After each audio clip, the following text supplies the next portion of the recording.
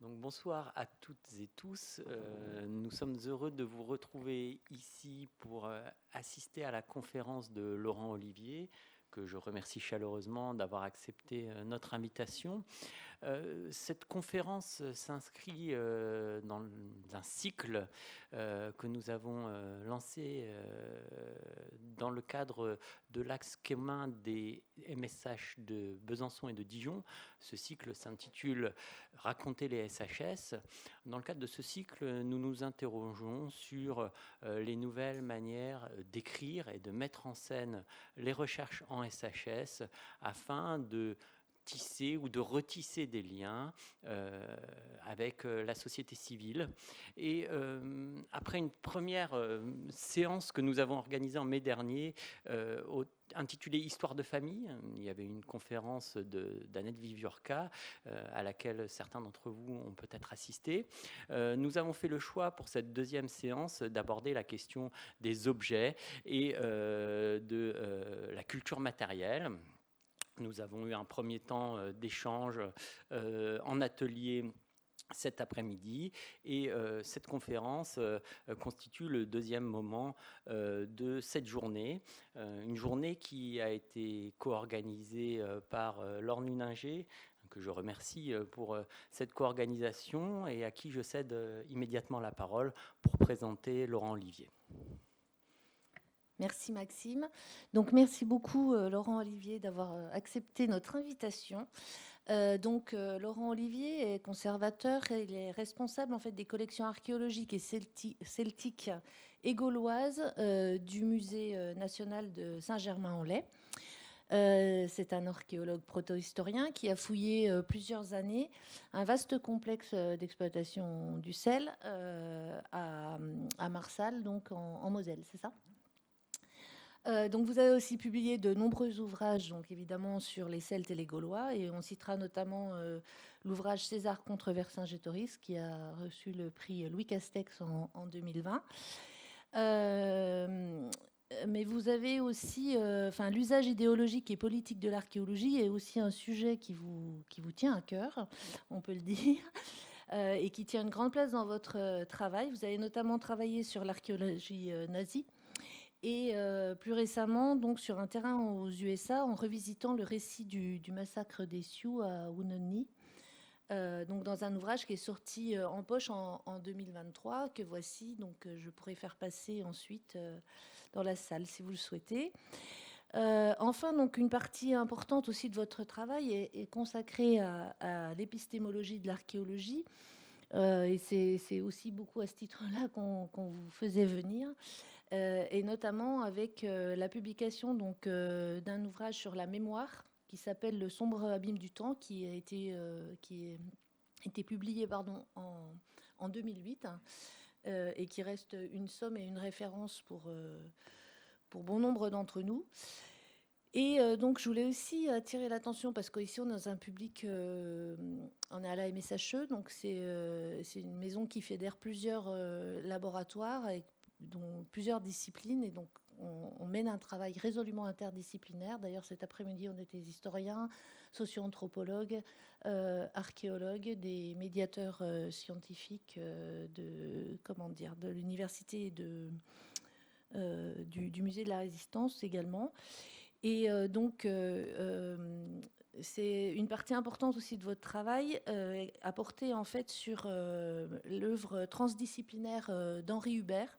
Donc voilà, j'attire l'attention parce qu'en fait Henri Hubert était le compagnon en fait de travail de Marcel Mauss en fait, et il a travaillé beaucoup dans l'année sociologique qui était à l'époque dirigée par Durkheim, et donc il est très connu chez les chez les sociologues paradoxalement. Et beaucoup moins en fait chez les archéologues. Donc voilà, c'est vraiment un ouvrage, La mémoire et le temps, qui fait en fait le point sur le parcours de cet homme, et sur lequel vous avez beaucoup travaillé parce qu'il était conservateur Enfin, il n'a pas été conservateur au départ, il était assistant, puis il a été ensuite, il est devenu conservateur au musée de Saint-Germain-en-Laye, et il a beaucoup innové du point de vue justement de la mise en scène, la scénographie des objets. notamment en mettant les objets les uns à côté des autres pour montrer en fait l'évolution à la fois technologique des différents objets. Et d'autre part, il avait fait une salle qui s'appelle la salle des comparaisons, où il mettait en perspective en fait des objets. Donc il faut replacer ça dans l'époque, hein, parce que c'est au tout début du XXe siècle, où il plaçait en fait des objets archéologiques et des objets de population entre guillemets primitive, si j'ose dire, en montrant qu'en fait ils avaient les mêmes modes de fonctionnement, etc. Et donc c'était vraiment assez révolutionnaire, je crois, pour cette époque-là. Donc voilà, du coup, on vous laisse nous parler justement des objets archéologiques et de voir si, au-delà de leur physicalité, ils ont une âme. Merci beaucoup. Ok, merci d'être venu ce soir et puis merci à tous les deux de votre invitation. Merci Laure de cette présentation plus qu'élogieuse, qui est un peu intimidante pour moi. Parce qu'en fait, je ne me pense pas comme ça. Je me pense d'abord comme ce qu'on appelle dans le métier un fouilleur. Je suis un creuseur. Voilà. Et finalement, je me rends compte que j'explore la même chose qui n'a pas cessé de me fasciner depuis que j'ai 10 ans, c'est que le passé est conservé dans la terre. Les vestiges sont dans le sol. Et finalement, ce qui m'intéresse, c'est d'essayer de comprendre qu'est-ce que ça veut dire et comment est-ce qu'on peut penser sérieusement des choses qui sont des choses, on a dit banales cet après-midi, des choses pas toujours très propres, des charbons de bois, des vieilles ferrailles, des tessons, des choses terreuses, des ossements. Comment on les pense en eux-mêmes? Comment est-ce qu'on pense ces choses-là? Et qu'est-ce que ces choses-là nous autorisent ou pas à raconter, en fait? Voilà, c'est ça l'idée qui me travaille depuis très longtemps, et c'est finalement de ça dont je voudrais vous parler ce soir. Alors, oui, l'archéologie, comme si on y croyait. Ma génération, bon, j'ai 66 ans maintenant, on était très marqué par André Leroi-Gourhan, qui était justement un élève de Mauss. Et Leroi-Gourhan, c'est lui qui a développé une archéologie qu'il appelait une archéologie de type ethnographique. Et c'était une révolution dans l'archéologie parce que ça a été une archéologie des sols d'habitat et qui est fondée sur un postulat, en fait, qui est de dire que, là vous avez des plans de fouilles, le fameux plan de fouilles de Pincevent, où le postulat c'est que si on repère, si on cartographie extrêmement précisément les débris d'occupation des sols préhistoriques, eh bien on va pouvoir remonter aux activités. Et finalement c'est ça l'objectif de l'archéologie, c'est depuis les vestiges, remonter aux activités, remonter au comportement. Et vous voyez par exemple le modèle de Pincevent que vous trouvez sur le site d'Étiole, hein, c'est un site de chasseurs de rennes du Paléolithique supérieur, où vous avez le foyer avec la zone de taille. À la périphérie, vous avez des zones vides qui sont interprétées comme des espaces de couchage. Et puis encore plus loin, des zones de débitage où ce sont des apprentis ou des gens qui commencent à tailler le silex, qui apprennent à fabriquer des outils. Et tout ça, c'est fondé sur un concept qui est très important en archéologie, qui est partagé d'ailleurs avec la sociologie, qu'on appelle les chaînes opératoires, c'est-à-dire avec le silex, si vous étudiez la dispersion de tous ces petits éclats qui sont tombés quand les tailleurs de silex ont produit leurs outils, eh bien, si vous remontez tous les éclats de silex les uns sur les autres, eh bien, vous allez pouvoir reconstituer la chaîne de travail, la chaîne de décision qui aboutit à la production de ces objets. Et donc, l'étude des indices dispersés au niveau du sol vous renseigne sur les activités du passé. Ça, c'est un postulat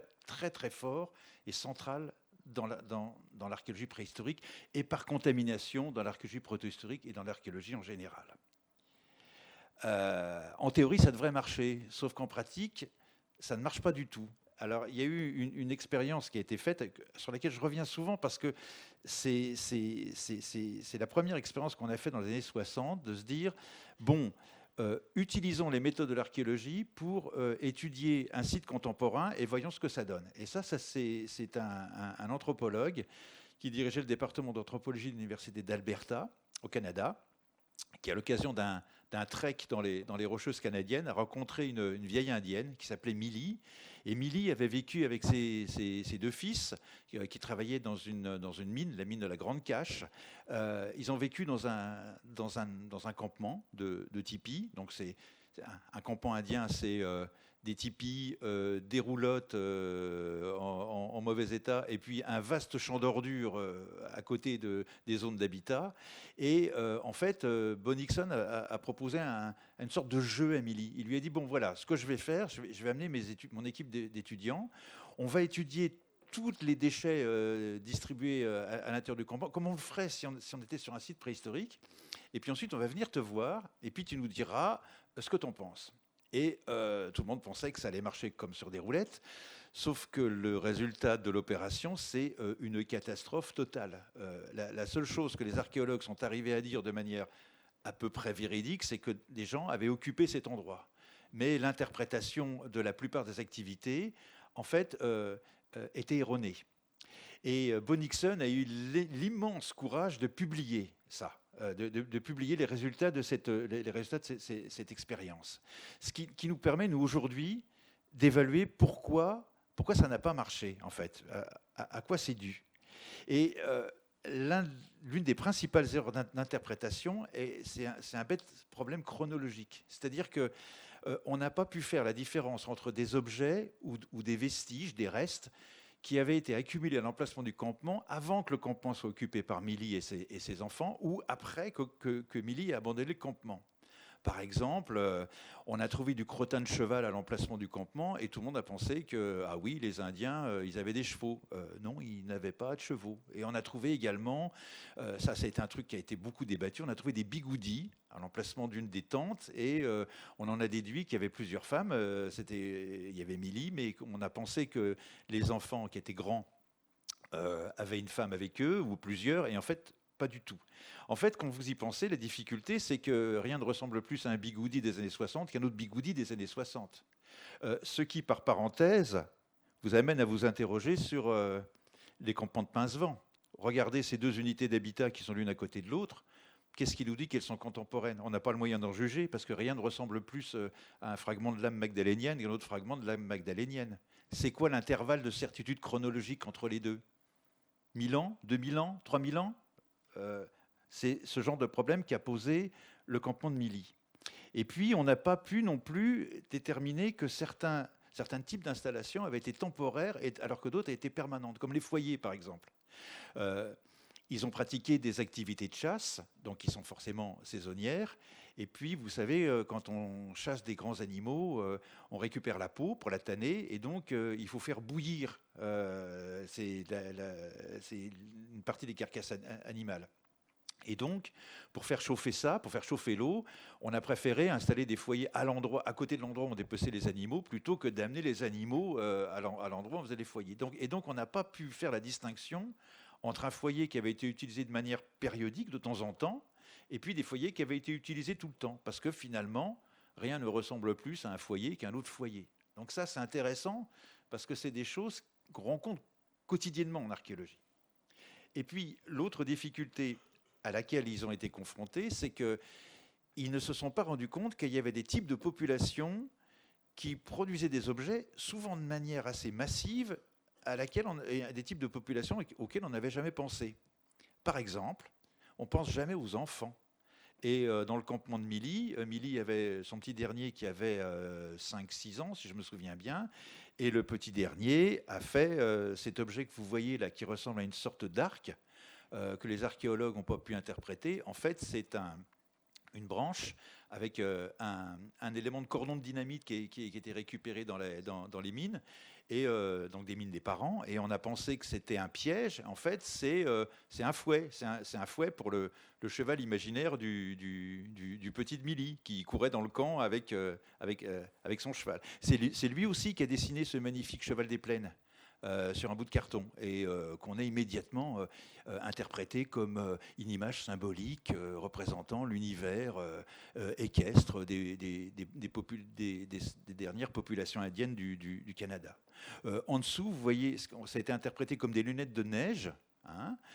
Mais c'est tout bêtement, quand on tanne la peau, elle est tendue sur un cadre, hein, vous avez vu ça partout, et pour pas que la peau se déchire, on met ces petits éléments dans lesquels on fait passer un cordon. Immédiatement, les anthropologues ont réagi par rapport à leur propre référence culturelle. Ils ont pensé que ça ressemblait à des lunettes. C'est pas des lunettes. Et puis, Milly avait aussi une fille, une jeune fille qui avait 12-14 ans à l'époque, qui s'ennuyait ferme, comme toutes les ados, et qui avait un couteau. Et avec son couteau, elle a gravé ce qui a été interprété comme des pictogrammes sur les arbres aux environs, alors que c'est des choses que font les ados quand ils s'ennuient. Donc vous voyez que c'est intéressant pour voir quels sont les biais en fait auxquels l'archéologie est confrontée, qui apparaissent quand on travaille sur des sites contemporains en fait, mais qui sont destinés à nous échapper quand on travaille sur des sites beaucoup plus anciens. Alors je me suis livré une espèce de petite expérience de pensée en disant, puisque Bonnichsen a soigneusement répertorié tous les vestiges découverts, je me suis dit, mais si on imagine que on réétudiait aujourd'hui le campement de Milly, c'était en 68, donc plus d'une cinquantaine d'années après, qu'est-ce que ça ferait? Alors, ils ont fait un très bon boulot, hein, vous voyez que par ère, ils ont distingué les types de vestiges par ère, il y en a 8. On voit que si on imagine que le matériel organique aurait disparu, hein, le bois, le carton, les peaux, les poils, etc., c'est une disparition d'environ 70% des matériaux. Et il y a même des endroits où la disparition a atteint plus de 90% des matériaux. Alors ce qui est intéressant, c'est qu'est-ce que ça fait sur les vestiges. Donc j'ai fait 4 rangées, hein, 4 lignes, avec qu'est-ce qui disparaîtrait complètement, donc qu'est-ce qui est complètement matériau organique, qu'est-ce qui disparaîtrait en partie, qu'est-ce qui se conserverait presque complètement et qu'est-ce qui se conserverait complètement, ce qui est en bas. Et puis, vous voyez, j'ai mis des petites couleurs pour ce qui est des indications de genre. En bleu, ce qui est plutôt masculin. J'ai mis le tabac parce qu'on sait que c'était les hommes qui fumaient, d'après les témoignages de Milly. Tout ce qui était la chasse, on sait que c'était fait par les hommes. J'ai mis en vert ce qu'on ne peut pas vraiment dire, ce qui peut être à la fois masculin et féminin. Et puis j'ai mis en rouge ce qui est féminin et en violet ce qui est enfantin. Alors, ce qui serait très intéressant, c'est que si on réétudiait le campement de Milly aujourd'hui, toutes les vestiges, l'essentiel des vestiges d'activité masculine seraient éliminés. Et en fait, il resterait surtout des vestiges d'activité féminine liés aux cosmétiques, par exemple, rouge à lèvres ou poudre à fond de teint. Pas mal de jouets en plastique, de petits soldats, de petites voitures. Et puis aussi, évidemment, beaucoup de choses liées à la boisson, hein, beaucoup de canettes en verre, beaucoup de capsules, etc. Et donc, si on réétudiait le campement de Milly aujourd'hui, en fait, on interpréterait ça plutôt comme un espace festif dans lequel les femmes se réunissent avec les enfants et boivent du soda ou éventuellement de la bière. Quelque chose encore plus éloigné que les interprétations qu'ont pu faire les archéologues aujourd'hui, en 68. Donc si je vous montre ça, c'est pour attirer votre attention sur un phénomène qui est massif en archéologie, c'est la disparition rapide d'une grande masse de matériel et de toute la partie organique. Ce qui fait qu'on n'a jamais qu'un témoignage partiel sur les vestiges d'occupation auxquels on est confronté. Et ce témoignage partiel, on le voit dans le campement de Milly, ça produit une distorsion de l'interprétation des vestiges. Donc en fait, vous voyez que c'est là où c'est intéressant, c'est que la matérialité, les objets, finalement, leur identité, ou ce qu'on peut en dire, c'est quelque chose qui n'est pas fixe, c'est quelque chose qui se transforme à travers le temps. Et puis aussi, quand on fouille, l'autre chose qu'on ne voit pas, c'est l'absence. C'est l'archéologie, ça fonctionne sur des restes positifs, des restes de couches, des restes d'accumulation d'objets. Quand vous commencez à regarder ce que ça donne dans la chronologie, vous vous rendez compte que, je vous donne des exemples, ça c'est un des sites de Salines que j'ai fouillé, ça ces accumulations de débris techniques avec des éléments de céramique domestique, ça correspond à un épisode qui dure moins d'une journée, c'est peut-être 1 heure, ou c'est peut-être même un quart d'heure. Et entre les épisodes d'occupation, vous pouvez avoir des hiatus, ou des hiatis, je ne sais pas comment on dit, très importants, parfois même beaucoup plus importants que les séquences d'occupation elles-mêmes. Et si vous regardez, par exemple, l'occupation des nécropoles, ça c'est une chose que je me suis amusé à la faire négativement, c'est-à-dire non pas à constater la chronologie des tombes, mais plutôt à constater la chronologie de l'intervalle entre les tombes. Eh bien, vous voyez dans le diagramme de la figure 3, Tumulus de Liverdun, qu'en fait, il se passe quelque chose qui se passe partout, c'est que plus on avance dans le temps, et plus le groupe funéraire a tendance à s'effilocher, et on enterre de moins en moins de gens, jusqu'au moment où on n'enterre plus personne. Donc ça aussi, le biais de l'absence, il est aussi important, parce qu'il nous aide à mesurer que finalement, ce qu'on observe, c'est jamais que le positif. Et en fait, le positif, c'est finalement aussi quelque chose d'extrêmement résiduel à l'échelle de la durée d'occupation des sites. Donc une question sans réponse, c'est qu'est-ce qu'on raconte avec ça? Quel genre de récit pouvez-vous fabriquer qui soit un récit le plus, comment dire, le plus vraisemblable, le plus proche de ce qui s'est passé, avec de telles distorsions dans les données. Je vous montre aussi un autre exemple sur lequel on travaillait. Ça, c'était l'équipe belge de l'Université de Louvain qui a travaillé avec nous sur le site de Marsal, où il y avait une maison abandonnée, une maison hantée, la maison du mage, qui avait été abandonnée dans son dernier état. Donc vous voyez ici la salle, le salon avec le canapé. En bas, à droite, vous avez la cuisine avec le papier peint qui tombe en lambeaux, la table, encore la toile cirée, vous avez la télé qui est encore là, donc on peut regarder la télé en mangeant, c'est sympa. Et en fait, on s'est rendu compte que, et ça c'est quelque chose qui avait été souligné par l'anthropologue américain Michael Schiffer dans les années 80, dans un essai qu'il a appelé Behavioral Archaeology, l'archéologie des comportements. Il s'est intéressé à ce qui se passe quand les sites d'habitat sont occupés, sont abandonnés après avoir été occupés. Ce qui est très intéressant, et là encore, ça va contre un a priori archéologique. Nous, on pense en archéologie que quand un habitat est abandonné, plus personne n'y vient. Or, on se rend compte qu'il y a une intense activité, au contraire, dès le moment où les habitats sont occupés. Et on a pu le voir, notamment dans la maison du mage, où non seulement tous les éléments exploitables, comme la tuyauterie, comme le plomb, comme le cuivre, comme les fils électriques, avaient été récupérés, mais aussi où on a stocké des éléments dont on ne savait pas quoi faire. La maison a été notamment occupée plusieurs fois par des squatteurs qui ont amené des objets. Et comme on a fouillé le site de Marsal pendant une quinzaine d'années, ce qu'on a fait, on a fait une cartographie avec une chronologie des objets. On a suivi les objets du sol, de la cave au grenier dans la maison, et on a pu noter leur déplacement, qu'est-ce qui disparaît, qu'est-ce qui change d'endroit, qu'est-ce qui bouge. Et on se rend compte en fait que, eh bien, là encore, contrairement à ce qu'on aurait pu imaginer, il y a énormément d'activités qui laissent beaucoup de vestiges, et ces vestiges n'ont rien à voir avec l'assemblage de matériel propre à la maison. Et là encore, quand vous fouillez un site gallo-romain et que vous trouvez ce qu'on appelle un sol d'habitat ou un sol d'abandon avec des tessons dessus, vous pensez que ça fonctionne avec la villa gallo-romaine. En réalité, il y a toutes les chances que ça ne fonctionne pas du tout avec la villa gallo-romaine et que ce soit des choses qui aient été accumulées après la période d'abandon. Autre question, qui est une question centrale dans l'archéologie, c'est le problème de la datation dans les éléments datants eux-mêmes. Ça, c'est quelque chose qui, là encore, va contre le sens commun. Je vous montre deux images au milieu. Je vous montre une image de Paris dans l'an 2000, tel qu'on l'imaginait dans les années 60, pour une publicité de pneus Michelin. Ce qui est fabuleux, c'est qu'on imagine Paris en l'an 2000 intégralement constitué de choses de l'an 2000, avec des voitures qui ont des formes de soucoupe volante, avec un Paris habité de gratte-ciel, avec des autoroutes qui traversent la ville. Et la photo du milieu, je me suis levé tôt le 1er janvier 2000, je suis allé dans Paris et j'ai pris plusieurs photos. Voilà, ça c'est la photo de l'an 2000 à Paris. L'an 2000 à Paris, ça n'a rien à voir avec l'an 2000. C'est des voitures des années 90, 80. C'est un tissu urbain essentiellement du 19e siècle, voire même du 17e siècle.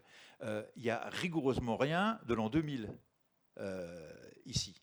Ce qui fait que, en fait, Au sens archéologique, le présent, ce n'est pas ce qui se passe en ce moment, c'est les durées qui sont réunies en ce moment dans les matériaux, ce qui n'a rien à voir.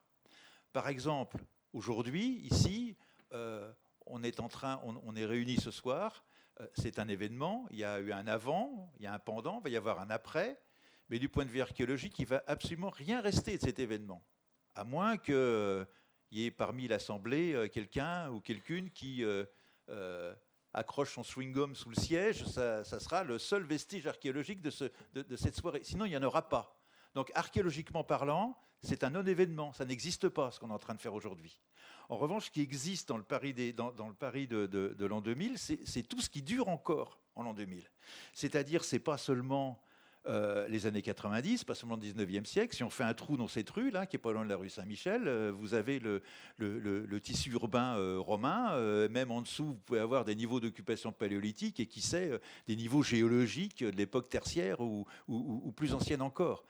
Le présent, au sens archéologique, ça n'existe pas comme période historique. Le présent, au sens archéologique, c'est toutes les durées du passé qui sont ensemble.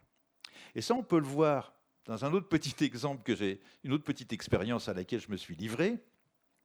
Dans le mois de décembre 2001, qui est le mois avant lequel on est passé à l'euro, j'ai demandé à tous les gens que je connaissais de me confier temporairement leur porte-monnaie, de manière à regarder les millésimes des pièces. Et là, vous avez les millésimes des pièces en circulation dans le dernier mois de 2001, avec leur degré leur âge.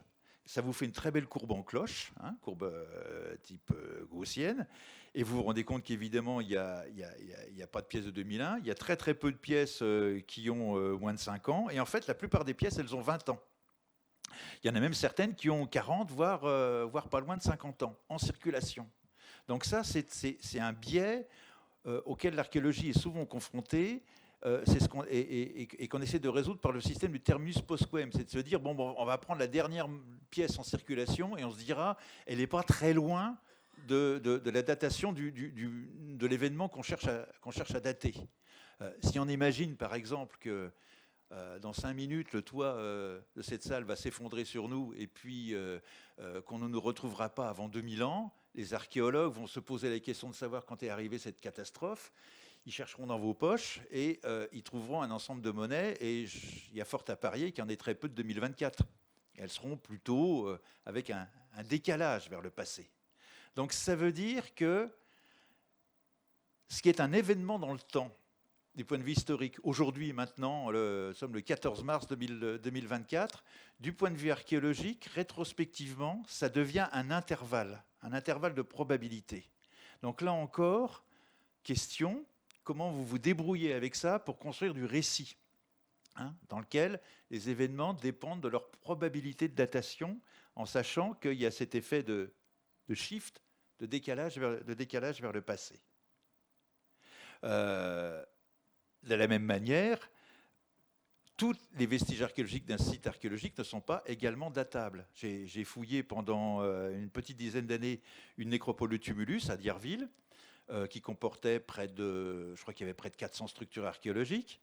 Et là, je vous ai fait le même diagramme en comptant le nombre de structures qui étaient datées à moins d'un siècle près, les tombes, avec du mobilier, par exemple. Celles qui étaient datées à 1 ou 2 siècles, oui, c'est de l'âge du fer. Celles qui étaient datées entre 3 et 5 siècles, ouais, plutôt âge du bronze, âge du fer. Et puis celles dont on ne pouvait pas savoir, anciens, mais indatables. Et là encore, vous vous rendez compte que la majorité des structures, elles ont un intervalle de datation de 3 à 5 siècles. Donc, quand vous publiez une nécropole, sur quoi vous travaillez ? Sur quelle partie de l'évidence archéologique vous travaillez pour reconstituer une histoire du site ? En fait, sur très très peu d'éléments, sur des éléments minoritaires. Donc là encore, j'insiste là-dessus parce que, vous voyez, il y a ce qu'on voit apparaître, c'est une espèce de déchirure entre une prétention, parce que c'est une prétention historique, à essayer de reconstruire des événements, à essayer de reconstruire des histoires, avec un matériau qui ne s'y prête pas, en fait. Ça ne parle pas de ça, le matériau archéologique. Ce n'est pas fait pour raconter des histoires. Donc, en d'autres termes, le temps présent archéologique, c'est pas le présent historique du temps réel. Regardez par exemple cette photographie, je crois que c'est Charles Nègre, Elle a été prise un après-midi particulier à Paris. Vous êtes incapable de me dire en quel mois, en quelle année c'était pris. Vous voyez que c'est vieux, vous voyez qu'il y a un homme avec un espèce de haute forme, il y en a un autre à côté qui a une espèce de grand tablier, un drôle de pantalon un peu pas de def avec des carreaux. Vous voyez que c'est sur les quais de Seine, vous voyez les immeubles derrière, vous dites c'est 19e siècle, deuxième moitié 19e siècle. Vous raisonnez comme un archéologue en regardant cette image, alors que cette image a été produite à un instant particulier. Ça s'exprime avec les vestiges archéologiques. Là, j'ai travaillé il y a très longtemps sur des chronologies de sites gallo-romains. Donc ça, c'est la probabilité de datation d'une couche archéologique en travaillant sur les intervalles de production des vases en céramique. Bah, là encore, ça vous donne une probabilité comme celle du radiocarbone. C'est entre les années 20 et les années 140 après Jésus-Christ. Oui, là, on est sûr que c'est dedans. Mais à quel moment exactement, on ne peut pas le dire. Donc, encore une fois, ce qui est un instant dans le temps historique devient une courbe de probabilité dans le temps archéologique. Alors, ça signifie qu'il faut penser autrement la matérialité, en fait. Il faut arrêter de la penser comme l'illustration de phénomènes historiques. C'est un matériau rebelle à toute inscription dans l'histoire. Parce que quand une chose matérielle a été créée, ce n'est pas comme un événement historique qui se remplace les uns les autres, elle persiste, elle existe encore dans le présent. Et donc, du point de vue archéologique, le présent, c'est la réunion de tous les passés qui subsistent ensemble. Regardez par exemple cette vue d'un trottoir, c'est lorsque j'étais à Cambridge, j'ai pris le trottoir qui menait chez moi. Si vous le regardez d'un œil archéologique, vous voyez qu'il y a eu plusieurs phases de réfection de ce trottoir. Hein. Il y a eu une partie avec ce béton tout fissuré. On a fait ensuite des petites réparations avec le bitume. On a creusé une tranchée pour faire passer cette canalisation en métal. On a rebouché ça avec un type de ciment particulier. On a mis des dalles. Enfin, tout ça, ça s'est fait à des moments différents et successifs. Mais tout ça, c'est en même temps. Tout ça, c'est le sol sur lequel vous marchez dans le présent matériel, en fait. Donc vous marchez sur le passé. Le présent, c'est un assemblage de passé. Et donc, le passé, comme instant, il est alors je ne sais pas comment est-ce qu'on peut l'appeler, il est multitemporel ou il est peut-être hétérochronologique au sens archéologique. Donc là encore, vous voyez qu'on est dans quelque chose qui est différent de ce qu'on imagine. Et puis aussi, les choses du passé, bien que terminées, elles ne continuent pas moins à agir dans le présent. Et ça, c'est vraiment une découverte, je dirais, qui est devenue de plus en plus sensible avec les travaux de géoarchéologie ou d'archéologie du paysage. Regardez par exemple cette photo prise au Nouveau-Mexique, qui n'a l'air ça a l'air banal. Vous voyez un champ, vous voyez au loin des montagnes. Vous voyez des traces de tracteurs, c'est un chemin agricole, comme vous pourriez en voir des milliards sur Terre. Ce chemin agricole, en fait, il est à l'emplacement du Camino del Rey, le chemin du roi qu'avaient tracé les Espagnols quand ils occupaient au XVIIe siècle le sud des États-Unis actuels. C'est le chemin qui mène vers les fameuses 7 cités de l'or, vers les mesas des Hopis. Les Espagnols sont partis, ils ne vont pas revenir, mais le chemin espagnol continue toujours à fonctionner. Je vous montre au milieu une autre image qui vient c'est Gérard Choucair qui l'a publié. Ça, c'est un cadastre romain, c'est le cadastre B de la région d'Orange. Donc vous voyez, en fait, le terrain est en plan et en coupe. Hein. Vous avez 2 rideaux d'arbres qui sont une limite de parcelles aujourd'hui. Et puis quand vous faites la coupe de ce terrain, vous vous rendez compte qu'il y a 2 types de fossés qui ont été creusés. Alors on sait exactement quand les premiers ont été creusés. Hein. C'est à l'époque de Vespasien, dans les années 70 après Jésus-Christ, quand on a créé le système de cadastration. Et si vous regardez ça avec un œil d'archéologue, vous voyez que ces fossés, les 2 gros fossés en bas, en coupe, ils se sont comblés, ils ont été recreusés, recomblés, réaménagés. Et puis, il y a un moment où il y a un niveau de sol qui s'est formé sur les fossés comblés. C'est-à-dire qu'à un moment, les fossés n'ont plus été actifs. Et ils ont même été recouverts d'une couche de sédiment gris qui atteint quasiment 80 cm d'épaisseur, pendant laquelle les fossés n'existaient plus. Et puis, à un moment, ces fossés ont été réactivés, ils ont rejoué à une période plus récente, qui est une époque qu'on situe à la période moderne.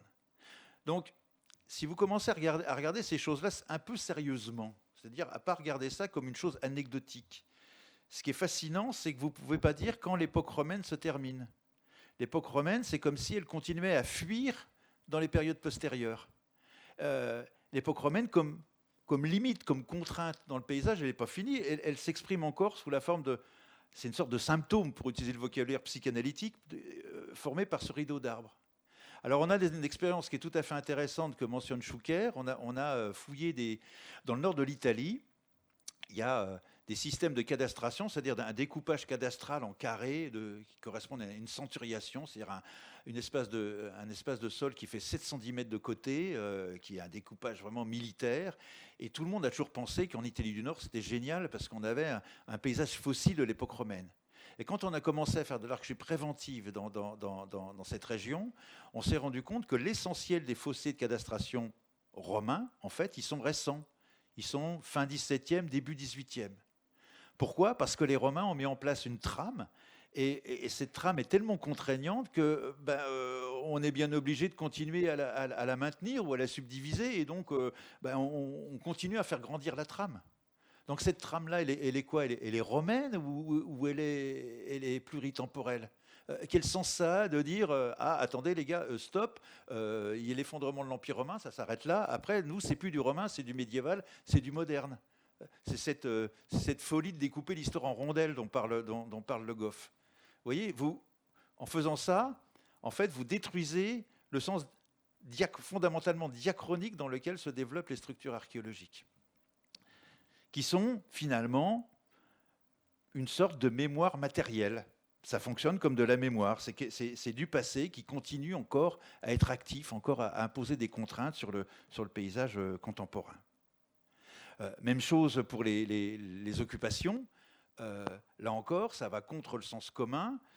Pour se maintenir, les créations matérielles, elles doivent être reproduites. J'habite dans une maison qui a été construite au début du 19e siècle, sans doute à l'époque de Napoléon. Si je veux garder la cuisine avec son carrelage 19e comme une cuisine, oui, il faut que j'installe un chauffe-eau, il faut qu'on puisse faire la vaisselle, qu'on puisse faire à manger. Je la maintiens comme cuisine. Si je la conserve dans son état napoléonien, j'en fais un magnifique musée de la cuisine napoléonienne, mais elle ne peut plus fonctionner. Donc, là encore, c'est quelque chose qui va contre le sens commun, c'est-à-dire que les créations archéologiques, pour qu'elles vivent, pour qu'elles se maintiennent, elles doivent être incessamment transformées. Là encore, ça va contre l'idée qu'il existerait des moments idéaux du passé qui nécessiteraient d'être conservés dans leur jus. Si vous faites ça, vous tuez les sites archéologiques. Les sites archéologiques aussi se développent par répétition et réitération. Là encore, ce sont des processus que vous trouvez dans les phénomènes de mémoire. Et donc, la croissance archéologique, ça consiste finalement à maintenir actif quelque chose qui n'existe plus que comme trace invisible. Là, je vous montre en bas à droite, c'est une planche, une planche d'un fameux archéologue franc-comtois, néolithicien. C'est l'évolution des types de céramique à l'âge du bronze, où on voit qu'il y a des filiations qui se développent sur des périodes de plusieurs siècles. Pierre Pétrequin. Les potières ou les potiers qui fabriquent ces vases sont totalement inconscients du fait qu'ils reproduisent des formes prototypiques qui ont 200 ans d'existence. Ils font les vases de cette manière-là parce qu'on les a toujours faits de cette manière-là. Mais les formes se reproduisent par répétition. À chaque fois qu'on refait un vase, finalement, on recrée la forme. Et c'est à l'occasion de la recréation de cette forme que des variations peuvent intervenir, exactement comme dans les mécanismes évolutionnistes darwiniens. Vous avez ici une coupe stratigraphique d'un des gisements de salines fouillées en Lorraine. Vous voyez qu'il y a des alternances de dépôts argileux qui sont des dépôts de crues, probablement saisonniers. Les activités se redéveloppent, reviennent en période sèche, recrues, on recommence. Bref, c'est de la reproduction, c'est de la réitération. Quand vous regardez cette fameuse coupe aussi, là, c'est la coupe de Dorfel du Tel de Troyes, qui est beaucoup plus compliquée que ça. Mais si vous la regardez avec un œil un peu curieux, Il y a donc 9 troies superposées les unes aux autres. Vous voyez que les fondations de remparts les plus anciennes, qui sont grisées dans le cœur du tel, en fait, elles continuent. C'est le même modèle d'une cité entourée de remparts qui est reproduite, mais l'état originel n'existe plus, il est invisible. Vous voyez même que certains éléments de courtine sur le côté droit, si vous regardez, des choses qui ont été édifiées au cours de la phase 3 ou de la phase 4 de 3, ces courtines, elles sont encore en élévation au cours de la phase 7, voire la phase 8. Donc là encore, on n'est plus dans une périodicité séquentielle. On est dans des choses qui durent, qui se maintiennent à différentes échelles de temps. Donc comment est-ce qu'on représente ça? Ça ne marche pas dans la chronologie linéaire. Donc on ne peut pas fixer les restes du passé dans le moment dont ils proviennent, parce que tenter de le faire, ça revient à les retirer de la vie, autrement dit, à les faire disparaître. On a un très bel exemple de ça avec Oradour-sur-Glane, où il y a eu un massacre commis par une division SS en 1944, et c'était un tel traumatisme qu'on a voulu conserver l'endroit comme un mémorial. Mais en faisant ça, on a dû couper la ville de son occupation, parce que les gens continuaient à y avoir des jardins, ils avaient des granges dans lesquelles ils rangeaient les tracteurs. Donc, en fait, on a construit un autre village pour que Oradour ne soit plus qu'une ruine. Et cette ruine, il a fallu l'entretenir. Donc, il a fallu remplacer les linteaux des portes et des fenêtres qui étaient en bois par des linteaux en béton. Il a fallu planter du gazon pour... voilà. Vous voyez la voiture du docteur de Sourteau, qui est la voiture... il a été arrêté par les SS en sortant de sa voiture, et la voiture a été sur place. En fait, ce n'est pas sa voiture, c'est une autre voiture qui est là. Et c'est plus une voiture, ça commence à être aujourd'hui, c'est une carcasse. Elle a perdu toute sa peinture, il n'y a plus de roues, il n'y a plus d'essuie-glace, il n'y a plus de pare-brise, il n'y a plus de vitres. C'est plus une voiture. Si vous voulez conserver les choses en l'état, il faut que vous injectiez de plus en plus de moderne dans l'ancien. Et au bout du compte, finalement, c'est très intéressant d'aller au Oradour, parce que ça ressemble à quelque chose qui est entre un décor de cinéma et une sorte de Pompéi. Mais c'est complètement irréel, en fait. Vous fabriquez, en fait, en essayant de maintenir les vestiges dans leur temps dont ils sont censés provenir. En fait, en réalité, vous ne faites que les dégrader. Alors, je vous parle également d'un autre site qui est tout à fait, qui est le site sur lequel je travaille, où là, je travaille sur la mémoire d'un massacre et sur les apparitions, en fait. Les gens qui habitent autour de Wounded Knee, où l'armée américaine a exterminé 300 personnes en décembre 1890, ont des apparitions. Ils voient les ancêtres leur apparaître dans les endroits où ils sont cachés ou dans les endroits où ils ont été tués. Et ça fait aussi partie de la mémoire des lieux. Alors, tout ça, en fait, vous voyez que, je passe assez rapidement, mais je voudrais insister sur le changement de perspective que ça introduit sur le passé. Vous voyez qu'on est en train de s'éloigner d'une perspective dans laquelle l'archéologie était finalement une sorte de para-histoire, qui était de dire, on n'a pas de documents historiques, mais on va faire de l'histoire là où on n'en a plus. Et on se rend compte que c'est de plus en plus difficile, ça ne va pas marcher, on ne va pas y arriver, parce que la matérialité des vestiges archéologiques, elle ne fonctionne pas dans une mise en récit historique. Et ça, c'est intéressant, parce qu'en fait, c'est l'historien François Hartog qui a montré en 2003, il a écrit un livre qui s'appelle « Régime d'historicité, présentisme et expérience du temps », où Hartog dit il se passe un truc bizarre dans le milieu des historiens. Il y a un changement des conceptions du temps. On n'est plus dans la perception du 19e siècle, où les historiens du 19e siècle pensaient qu'ils s'inscrivaient dans la continuité logique du passé, et que le futur, finalement, allait être l'accomplissement du présent vers davantage de progrès. Enfin, le futur allait être le déploiement du présent dans la continuité du passé. Et il dit, c'est pas ça qui est en train de se passer aujourd'hui. Ce qu'on observe, c'est au contraire que le présent est coupé du passé, comme il est coupé de l'avenir. Et il appelle cette nouvelle situation-là présentisme. C'est-à-dire qu'en gros, c'est dans le présent, pour aller vite, que le passé est encapsulé. Ce qui est une idée assez intéressante, parce qu'elle recoupe les idées archéologiques. Et en fait, la thèse que je voudrais développer auprès de vous, c'est que Hartog a vu quelque chose, il a vu un symptôme, mais il a perçu quelque chose, je crois, de plus profond, qui est lié à la question de ce qu'on appelle l'Anthropocène. Vous savez que depuis 1945, l'activité humaine a déstabilisé la période climatique de l'Holocène. Alors quand vous regardez la courbe des températures qui est représentée en bas, l'Holocène, c'est le petit cerne noir où le climat est stable. Et l'Holocène, ça commence il y a environ entre 10 500 et 11 000 ans. Avant, vous voyez des cycles climatiques extrêmement chaotiques et extrêmement rapprochés. L'Holocène, c'est la période durant laquelle il y a eu de la sédentarisation, de l'agriculture, de l'élevage, développement des civilisations, métallurgie, etc. Il n'y en a pas eu avant.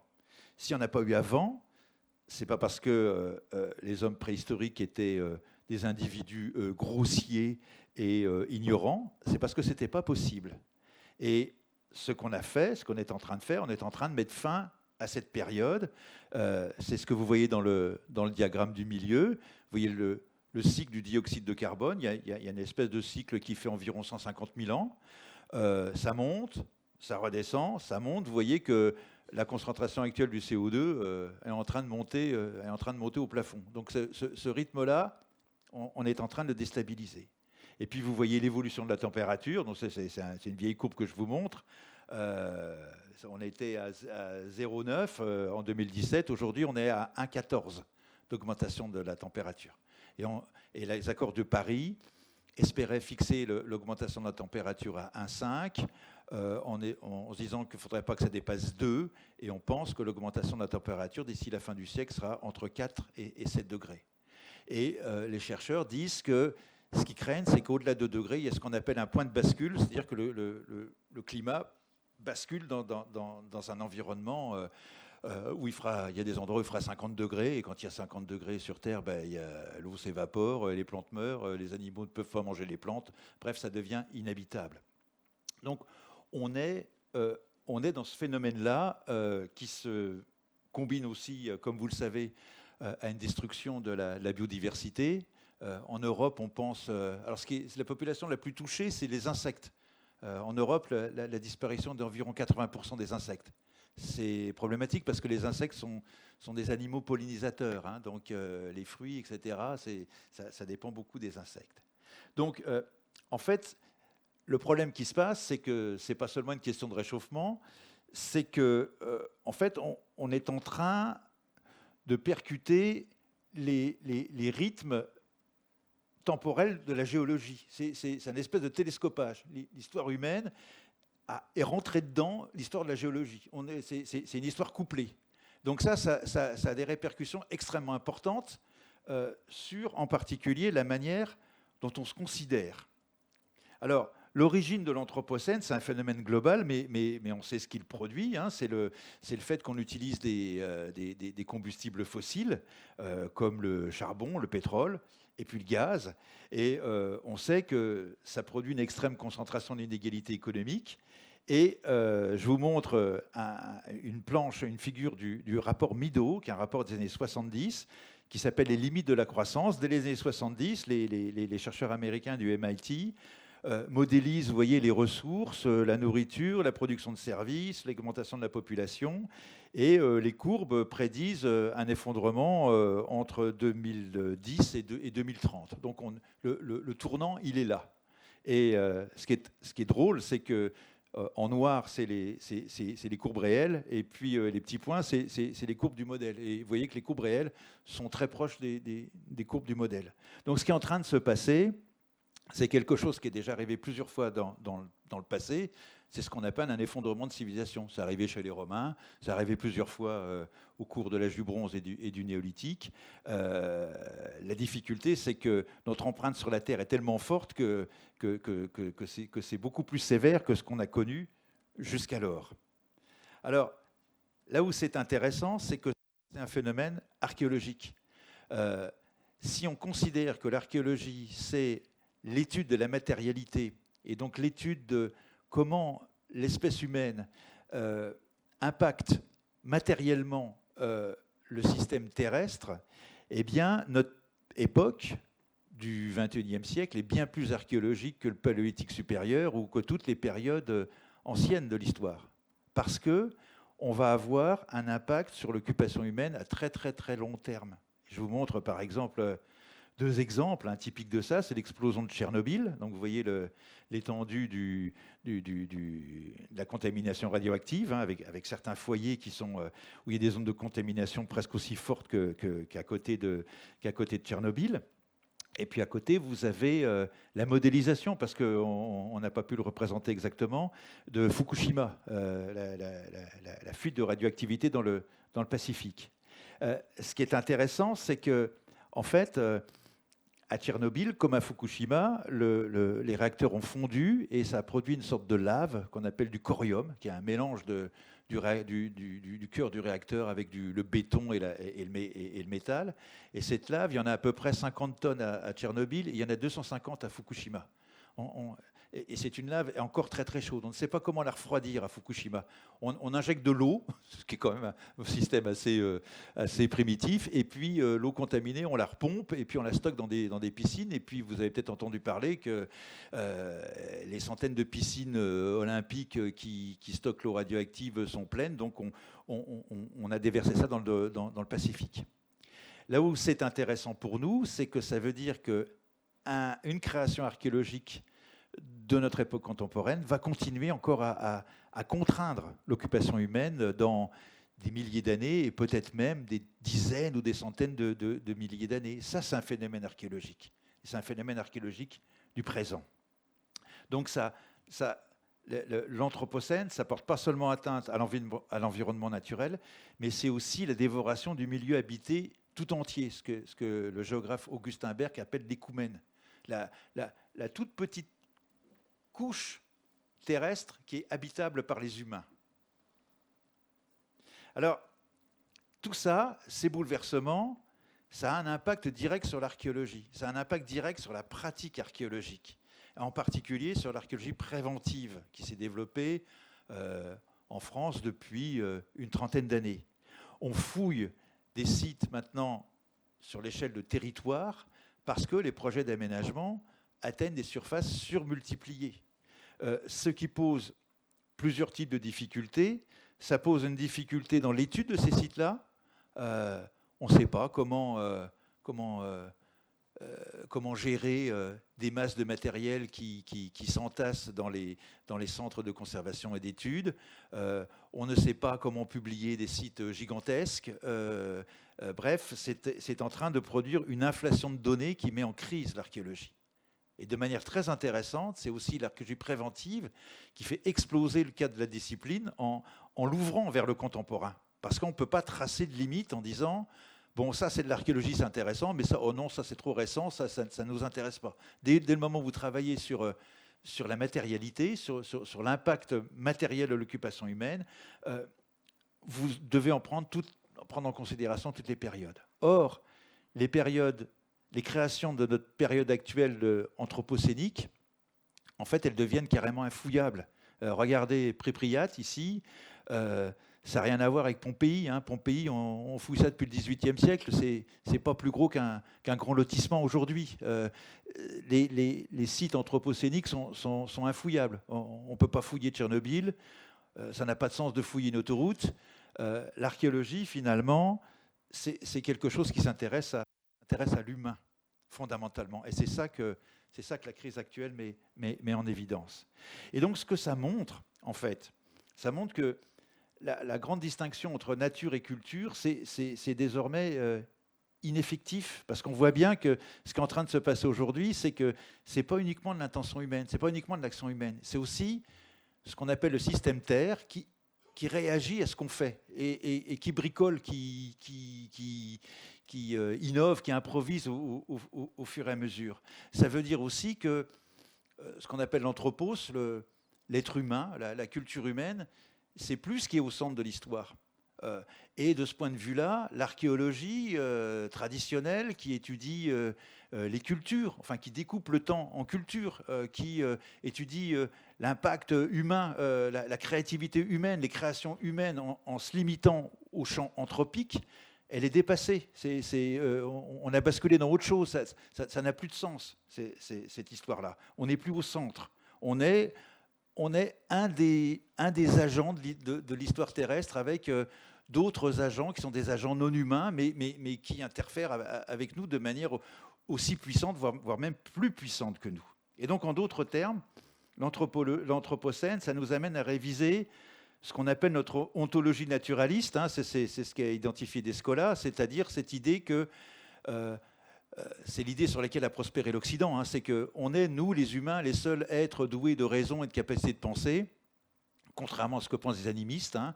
Nous, on ne pense pas que les fourmis ont une conscience, on ne pense pas qu'il y ait une philosophie chez les chiens, on ne pense pas qu'il y ait de la science chez les oiseaux, on ne pense pas qu'il y ait de la culture dans les forêts.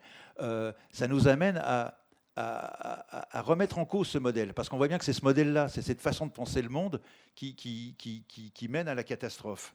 Et c'est démenti non seulement par l'expérience qu'on a du monde, mais aussi parce que ça nous met sous le nez en termes de dynamique historique. Donc on est vraiment à une espèce de rupture de paradigme en ce moment, qui est le fait que la relation conventionnelle avec le passé est remise en cause. La compréhension conventionnelle des processus historiques est remise en cause. Il n'y a pas que de l'humain là-dedans, il n'y a pas que du culturel. Et puis, l'approche traditionnelle de ce qui constitue la matière du passé est bouleversée.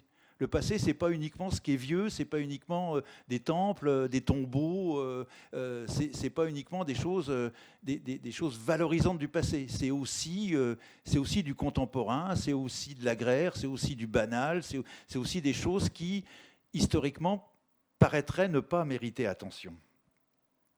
Alors si l'archéologie, c'est l'étude de la matérialité du passé, vous voyez qu'elle est bien plus concernée par le présent que par quoi que ce soit d'autre. Et donc notre travail d'archéologue, il est aussi d'observer et d'enregistrer ces changements. Et on doit aussi étudier comment le présent fonctionne comme une mémoire vivante. Et en ce sens, le sujet de l'archéologie, ce n'est pas le passé en lui-même, mais c'est la relation entre ces phénomènes à l'intérieur de processus, sont des processus de mémoire développés dans la très longue durée. Donc là, vous voyez encore que là, ça fait exploser les barrières entre disciplines. Ça n'a pas de sens d'être uniquement spécialiste, je ne sais pas, de l'époque romaine ou de l'époque médiévale dans cette configuration-là. C'est la dimension diachronique qui devient essentielle. Alors, il y a également une question d'éthique et d'engagement là-dedans que l'Anthropocène nous met sous le nez. Parce que si l'Anthropocène se distingue par l'échelle gigantesque des processus de transformation de la matérialité qu'il impose à l'environnement, en fait, l'archéologie, ça fonctionne qu'aux échelles locales. Nous, en fait, en tant qu'archéologue, on sait fouiller des maisons, on sait fouiller des tombes, on sait fouiller des choses à échelle humaine, des choses fabriquées de main d'homme ou de main de femme, des choses humaines. On ne sait pas quoi dire grand-chose de choses fabriquées par des machines et gérées par des machines, en fait. C'est là où l'archéologie perd son sens. Et donc, en tant que discipline de la mémoire matérielle, l'archéologie, en fait, elle travaille contre la destruction de cette mémoire collective qui est provoquée par l'Anthropocène. C'est une discipline qui n'a de sens que dans la résistance, en fait, à ce qui est en train de se passer. C'est un élément qui nous permet de penser contre l'Anthropocène et même d'imaginer, de penser au-delà de l'Anthropocène. Alors, voilà, donc on en a déjà parlé. Donc, je voudrais maintenant aller vers la conclusion pour pas qu'on soit trop long. Donc, ce que vous voyez là, c'est que c'est juste des petites indications que j'essayais de vous apporter. On est à un moment de bouleversement. Et dans les moments de bouleversement, il y a toujours la tendance de se replier dans notre petite tour d'ivoire et d'essayer de bricoler avec les outils conceptuels du passé. Mais c'est fini, ça marche plus, ça n'a plus d'efficience sur le monde tel qu'il est. Les périodes de crise, c'est aussi des périodes qui sont propices à l'imagination, à envisager les choses autrement, à prendre la mesure de ce qui se passe. C'est aussi des périodes qui sont propices à aller voir par-delà les barrières disciplinaires, à aller voir au-dessus de la clôture qu'est-ce que fait le voisin, et se rendre compte que finalement on a le même champ. C'est le même champ disciplinaire entre l'archéologie, la sociologie, l'anthropologie, l'histoire de l'art. Et l'histoire, c'est le même truc en réalité. Et l'archéologie, de ce point de vue-là, c'est une archéologie du présent. C'est ce que j'ai essayé de vous montrer, c'est que c'est une illusion de penser que le passé est dans le passé.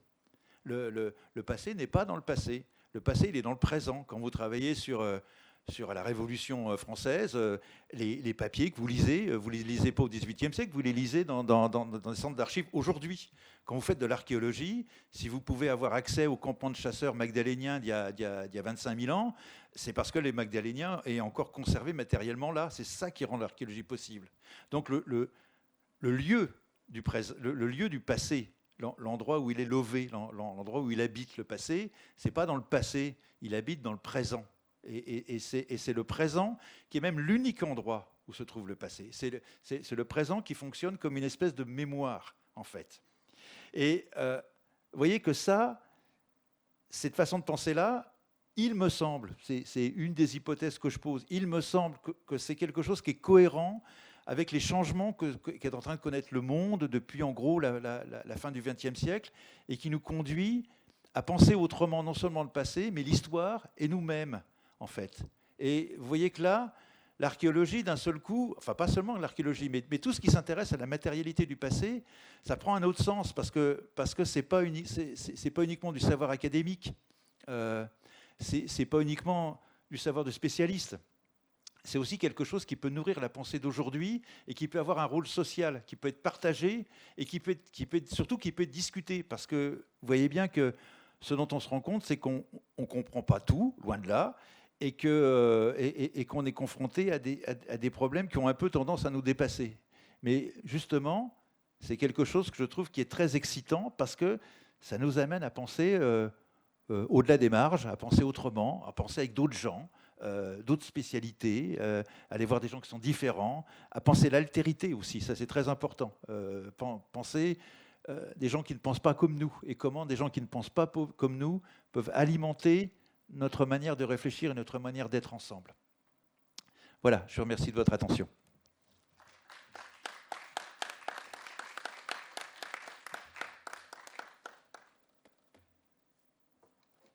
Merci beaucoup. Donc, est-ce qu'il y a des questions dans la salle? Je vais passer avec le micro. Bon, alors je vais lancer la première question. J'étais surprise par ce que tu as dit en disant l'archéologie, en fait, elle ne peut considérer que des productions humaines. Elle ne sait pas faire avec les machines, enfin ce que font les machines, etc. Est-ce que c'est pas un peu fort ça? Parce que est-ce qu'on peut pas imaginer justement, enfin je veux dire, on a plein de choses qui sont produites maintenant. Alors, j'imagine par l'intelligence artificielle, ChatGPT et compagnie. Est-ce qu'à un moment donné, on peut pas avoir aussi une approche archéologique de ces productions-là? C'est une question, hein. Je n'ai pas forcément la réponse, mais en tout cas, je me dis pourquoi pas finalement. Peut-être que c'est complexe, certes, peut-être plus complexe et encore, je suis pas sûre. Mais en tout cas, voilà. Il me semble qu'on peut peut-être pas réduire l'archéologie que à de la production humaine. Peut-être que voilà, c'est quelque chose en fait qui peut se retrouver. Je sais peut-être pas, dans d'autres choses. c'est une question ouverte. De toute façon, ces choses produites par les machines, on les comprend parce qu'il y a des gens. C'est uniquement parce qu'il y a des gens, mais des choses produites par des machines pour des machines, je ne sais pas si on peut dire quelque chose du point de vue archéologique. Et finalement, c'est vers ça qu'on s'achemine, non? Des choses produites par des machines pour des machines. Oui, mais justement, la question va se poser. Peut-être que les machines auront leur propre archéologie, j'en sais rien.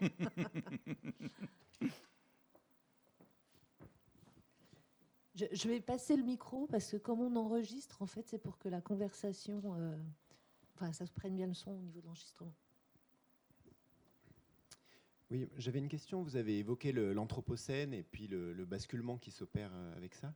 Donc il y a une actualité récente, puisqu'au début du mois, là, la Société internationale de géologie, avec un groupe de travail qui travaille depuis une quinzaine d'années sur la définition de l'Anthropocène comme un nouveau temps géologique. Je crois que c'est le 5 mars ou au début du mois, là, ils ont annoncé qu'ils invalidaient la définition de l'Anthropocène dans ces classes géologiques et le début de l'Anthropocène. Et du coup, est-ce que c'est une illustration du présentisme dans le sens où on n'arrive pas finalement à inscrire, où on veut couper le présent de cette grande histoire en rajoutant une étape dans ces séquences-là? Ou alors est-ce que ça illustre le fait qu'on arrive,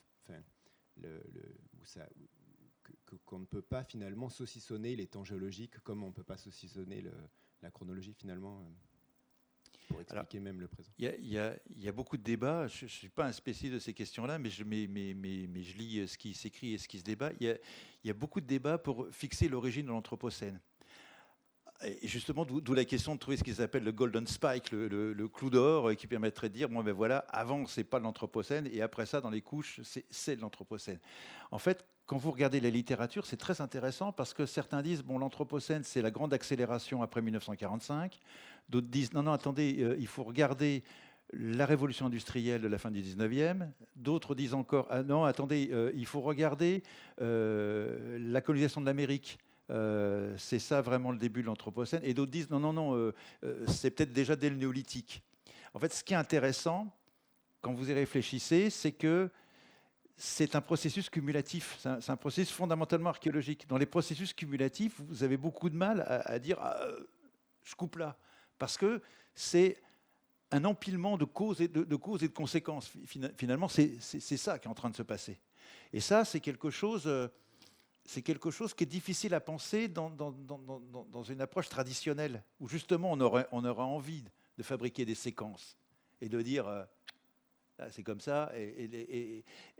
Et donc c'est intéressant parce que c'est là où on voit que quand vous réfléchissez à ça, c'est à la fois un phénomène naturel, c'est du sol, c'est du sédiment, c'est du climat, et en même temps c'est quelque chose de complètement humain. C'est un être hybride en fait. C'est pas juste du naturel plus de l'humain, où on pourrait séparer, c'est un espèce de monstre qui est le composé des deux et qui est ni l'un ni l'autre du coup. Et je pense que c'est là où c'est intéressant parce que ça nous force justement à réfléchir à d'autres processus en fait, d'autres processus historiques, à penser autrement notre histoire en fait.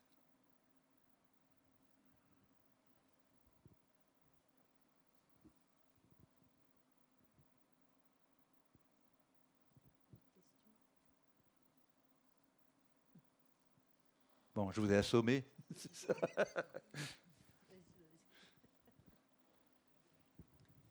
J'ai une autre remarque, mais vous avez commencé au début en parlant de ce que vous pensiez quand vous étiez enfant. Et puis en fait, bon, moi je suis archéologue aussi et j'ai eu une conception de l'archéologie au début vraiment sur les objets, sur la collection, un peu classique, traditionnelle, et puis en pensant que c'était l'histoire des hommes. Et j'ai vraiment l'impression depuis quelque temps que c'est, et j'ai l'impression que ça se sent dans ce que vous disiez, que c'est plus finalement l'histoire d'un territoire avec des hommes dessus, que c'est plutôt l'histoire des lieux, qu'on arrive plutôt à...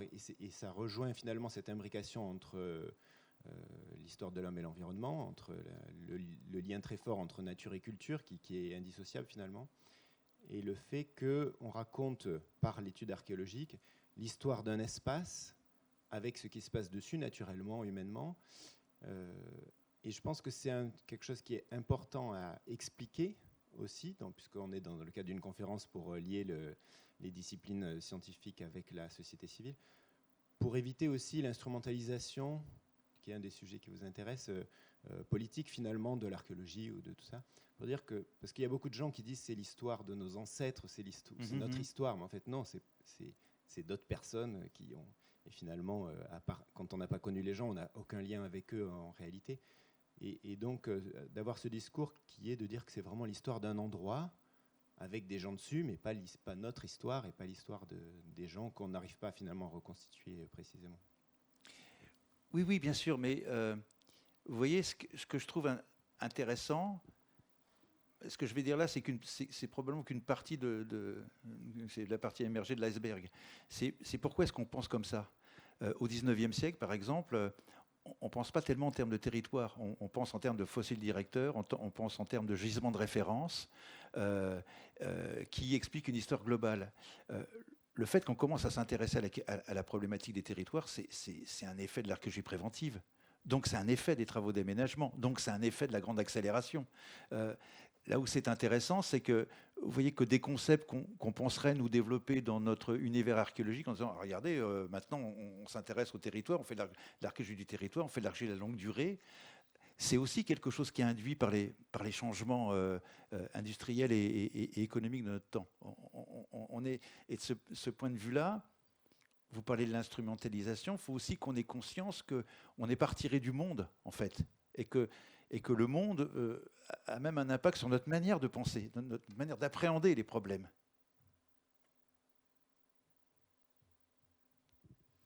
Oui, bonjour. Bonjour.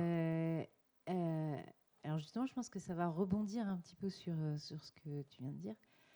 Je me demandais en t'écoutant, tu parles beaucoup du passé et du présent, et en reprenant le présentisme d'Hartog, le fait qu'on soit enfermé, enfin c'est ce qu'il dit, enfermé dans une forme de présent qui est coupé du passé, mais qui est aussi coupé du futur. Et justement, là je pose une question d'historienne du coup. Quand on réfléchit à l'histoire, on réfléchit toujours à l'articulation entre les trois, c'est-à-dire on reconstruit le passé à partir de questions du présent, mais qui sont toujours des questions qui sont formalisées par les projections qu'on a du futur, quoi. C'est-à-dire que c'est quand même les désirs de futur qui conditionnent notre problématisation du présent et du coup la manière dont on va interroger le passé. Et ce qui fait de l'histoire une discipline qui a ses usages politiques,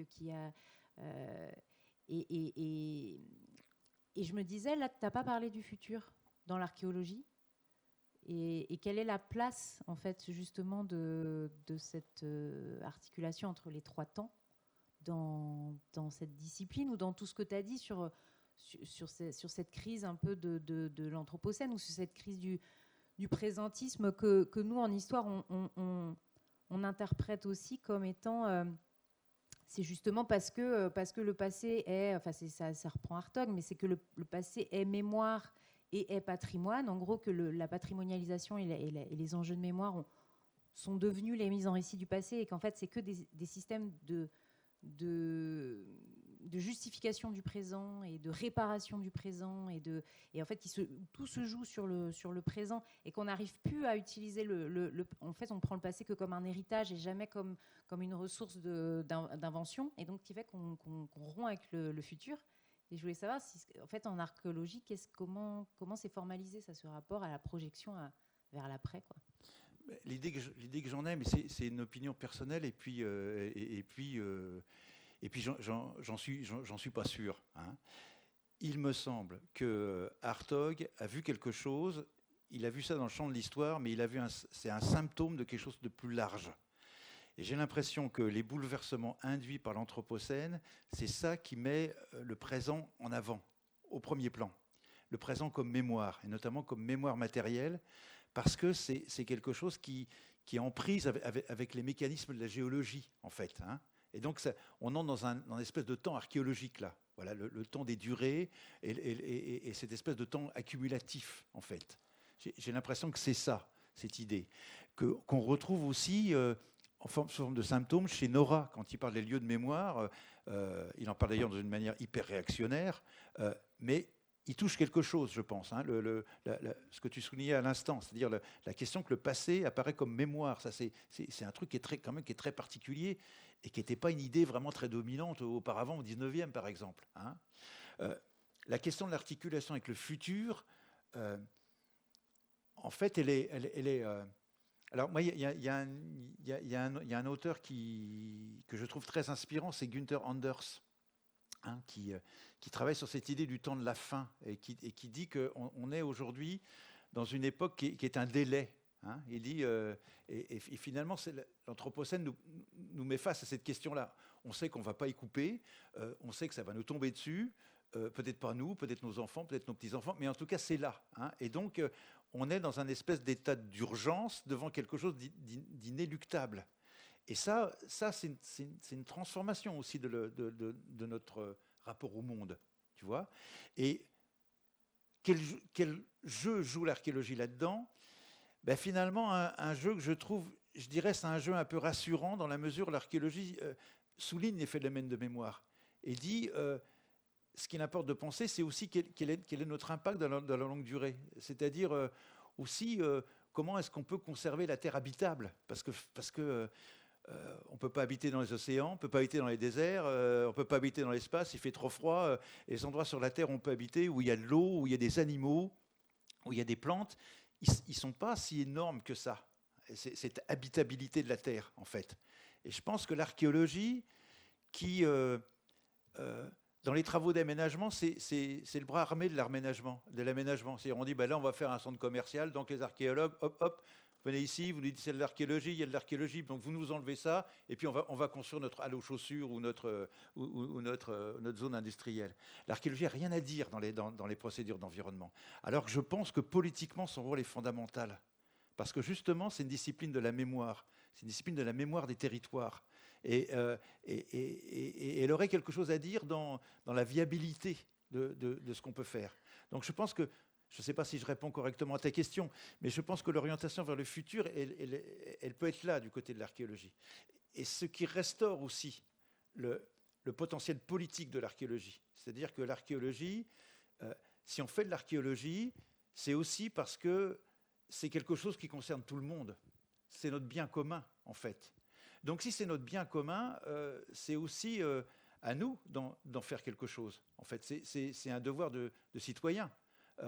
Et de ce point de vue-là, alors je vais peut-être parler contre ma chapelle, mais l'archéologie préventive qui a transformé cette prestation-là en une prestation économique. En gros, on a un deal avec les aménageurs, ils nous payent pour dans le vocabulaire horrible de l'archéologie, pour qu'on purge les lieux de l'archéologie. Hein, on ne les étudie pas, on les purge.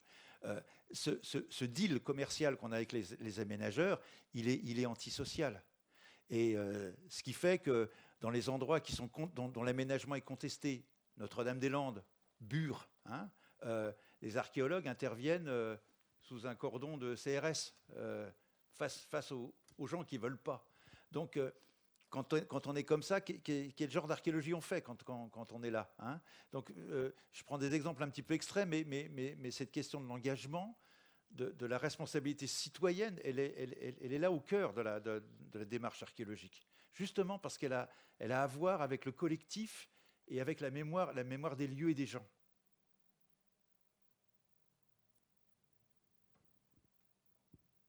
C'est pas un message que vous arriverez à faire passer auprès du citoyen ordinaire, hein? Qu'est-ce que vous voulez dire par là? Je veux dire par là que les gens s'en foutent. Oui, bien sûr, peut-être, mais moi je m'en fous pas. Et tant que je serai vivant, je le ferai. Oui, c'est pas grave. On a toujours été peu nombreux. Oui. Bonsoir. Bonsoir. Et, merci beaucoup.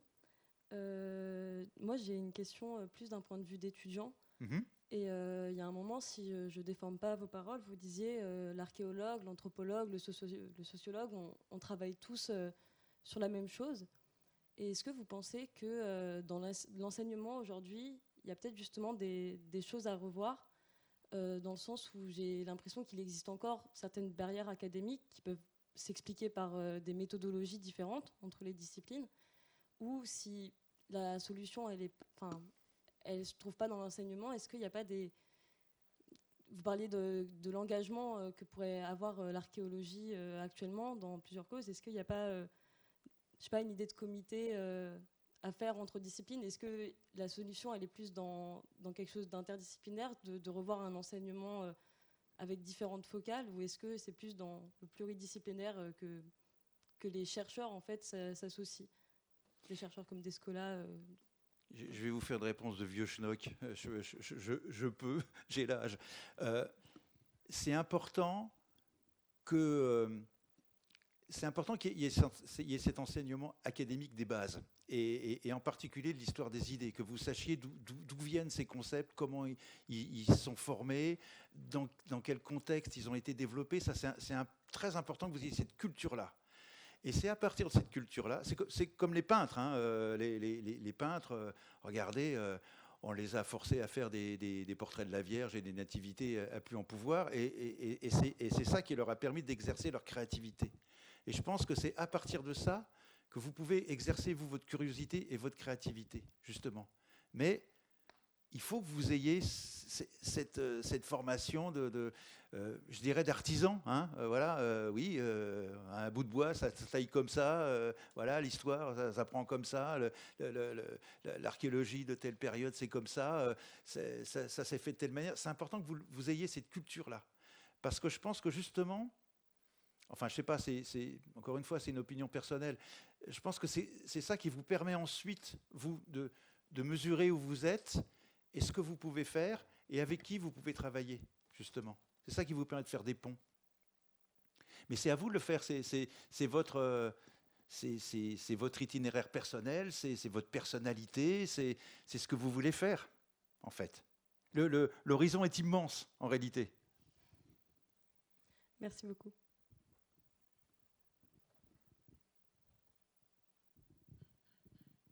En même temps, ça n'empêche pas d'aller voir dans plusieurs disciplines assez tôt. Hein. Oui. Oui, alors j'aurais une petite question. Vous êtes présenté comme vous nous avez expliqué que vous pensiez comme un fouilleur. Oui, c'est ça. Mais oui. Laure nous a montré aussi que vous étiez un écrivain. Oui. Et donc, la question que je me posais, c'est à partir de votre conception du temps archéologique qui remet en cause les périodisations, les découpages, vous avez montré qu'il y a une temporalité cumulative, comment on écrit ? C'est-à-dire, est-ce qu'il y a une manière particulière d'écrire ? Est-ce qu'il y a une mise en intrigue particulière qui est liée à votre conception du temps pour sortir un peu de l'écriture conventionnelle qui se base quand même souvent sur un début, une fin, des moments de bascule. Voilà, est-ce que c'est quelque chose qui fait partie de votre réflexion ou voilà, j'aimerais savoir comment on débouche au-delà de la recherche archéologique sur un produit fini type écrit à destination d'un public. Comment on arrive à transmettre quelque chose et à communiquer.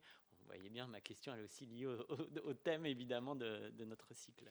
Mais j'en sais rien. Je pense que c'est quelque chose à creuser. C'est le cas de le dire. Je pourrais vous dire comment j'ai été changé. Moi, c'est précisément par mon expérience de terrain. J'ai travaillé pendant 17 ans sur des sites de salines protohistoriques en Lorraine. D'ailleurs, ce n'est pas un projet que j'ai décidé de faire, on me l'a proposé de le faire. Et je suis parti tout de suite dans une problématique très archéologique en disant, bon, alors, il faut qu'on essaie d'élucider de la manière dont ils produisaient le sel, comment, chaîne opératoire, technique, comment ça fonctionne. Et puis rapidement, je me suis rendu compte que ce n'était pas ça le sujet. D'abord, qu'on ne savait pas comment répondre à cette question-là, vraiment.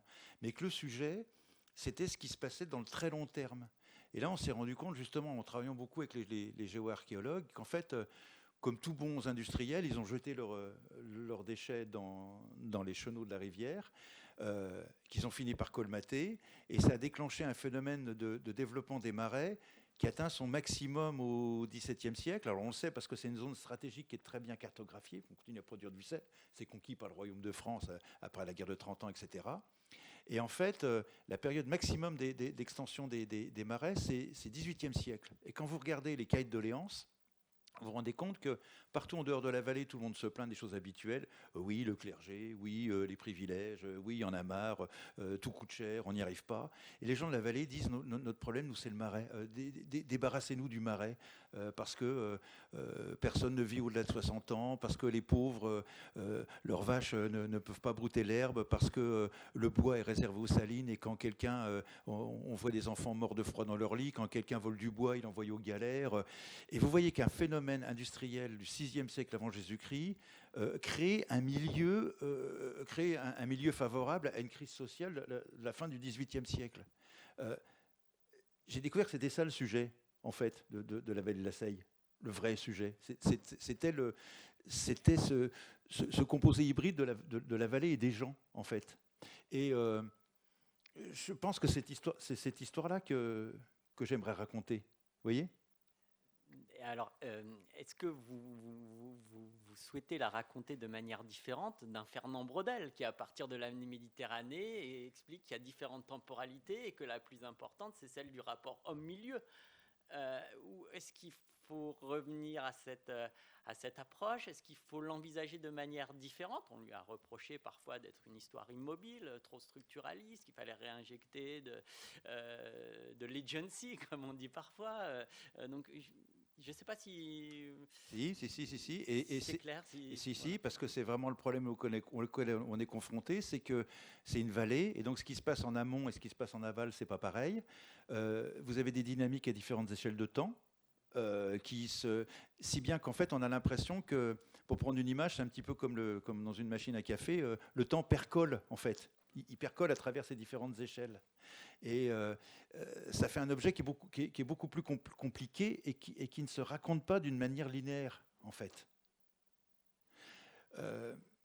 Pour répondre à votre question, la chose que je trouve absolument fascinante, c'est que le passé est terminé, il a eu lieu, les documents sur le passé, en général, sont assez bien connus, mais il n'empêche que c'est comme si c'était une fontaine dans laquelle on trouvait à chaque fois de nouvelles significations à la lumière des nouvelles interrogations qu'on pose. C'est un fond presque... C'est ça qui est fascinant quand même, non ? C'est ce qui sort quand même du passé qu'on aurait pu croire complètement balisé, complètement fini. Et je pense que... Alors je vais peut-être vous faire une réponse que vous n'allez peut-être pas forcément aimer, mais je pense que c'est une porte ouverte à la fiction. Mais la fiction, non pas comme quelque chose, comme un récit inventé qui n'existe pas, mais comme qu'est-ce qui produit l'effet de réel. Parce qu'une bonne fiction, vous êtes avec les personnages, vous croyez que ça existe. Donc c'est le pouvoir de convocation du réel qu'a la fiction.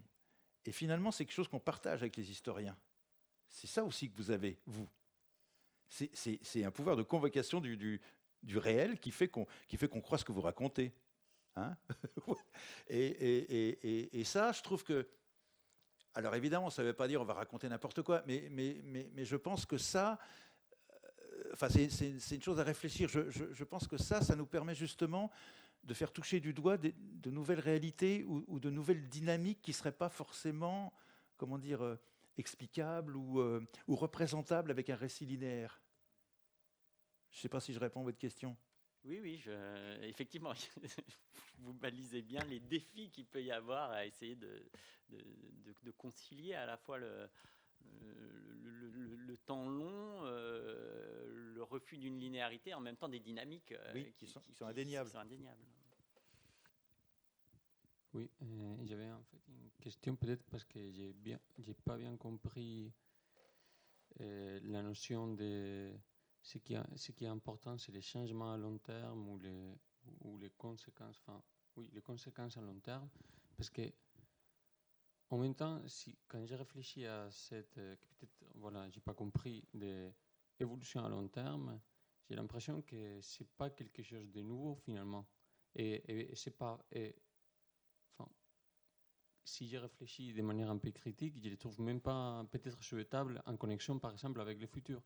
C'est-à-dire, si je me mets dans un cas d'exemple où on s'est toujours dit les longs termes ou ce qui se passe au cours d'une très grande période de temps, ce qui est important. Donc, par exemple, on peut dire, dans le territoire qui c'est la France aujourd'hui, il a eu les néolithiques, après l'âge des bronzes, après Hallstatt, et du coup les princes, et puis de plus en plus d'inégalités, de plus en plus des proto-États, des États, et puis l'État-nation français, et puis l'Union européenne, et puis voilà. Et du coup, on peut voir finalement quelque chose, une image à long terme qui n'empêche pas d'être très linéaire. Et du coup, je vois aussi, je crois que par exemple, cette image qu'ils nous donnent pour le futur, du coup, c'est pas forcément une image très, c'est pas positive, parce parce que ça va dans une direction et toujours dans la même direction. Et si, au contraire, on essaye de regarder peut-être pas le long terme, mais je sais pas, je pense par exemple à des travaux de recherche de Jean-Paul Demoule sur les Hallstatt qui dit attention, oui, il a cette société qui peut-être est très stratifiée et qu'on a l'impression qu'il a débouché dans les Gaulois et puis les Romains, etc. Mais il y a eu aussi des moments de coupure, de rébellion où la société elle est montée en armes contre cette autorité princière et du coup, et ça peut-être ça s'est passé pas dans le long terme, mais ça nous permet de casser ces récits finalement linéaires et dire il n'a pas cette direction univoque vers un futur qui du coup se rejoint avec l'anthropocène, avec de plus en plus de croissance jusqu'au... Et du coup, les gens dépassés, peut-être qu'ils nous donnent des outils aussi pour dire, parfois, quand les choses ne vont pas dans le sens de la majorité, ils réagissent. Je ne sais pas si... En fait, peut-être que je n'ai pas trop bien compris ce que vous avez dit, et du coup, j'ai du mal à m'exprimer. Ce que j'ai dit, c'est beaucoup plus terre à terre que ce à quoi vous pensez. Je pars des choses, de la matière, c'est-à-dire des charbons de bois, des couches de terre, de la tourbe, des sédiments, voilà. Et quand vous commencez à regarder l'histoire humaine en relation avec cette espèce d'histoire environnementale, cette histoire de... Alors, je ne sais pas comment on l'appelle. Est-ce que c'est une histoire de choses? Voilà. Les Américains disent stuff. Voilà, ce truc.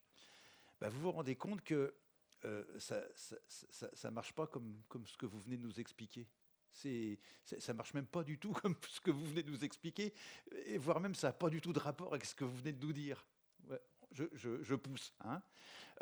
Et surtout, vous vous rendez compte qu'il y a des dynamiques qui ne marchent pas à la même vitesse.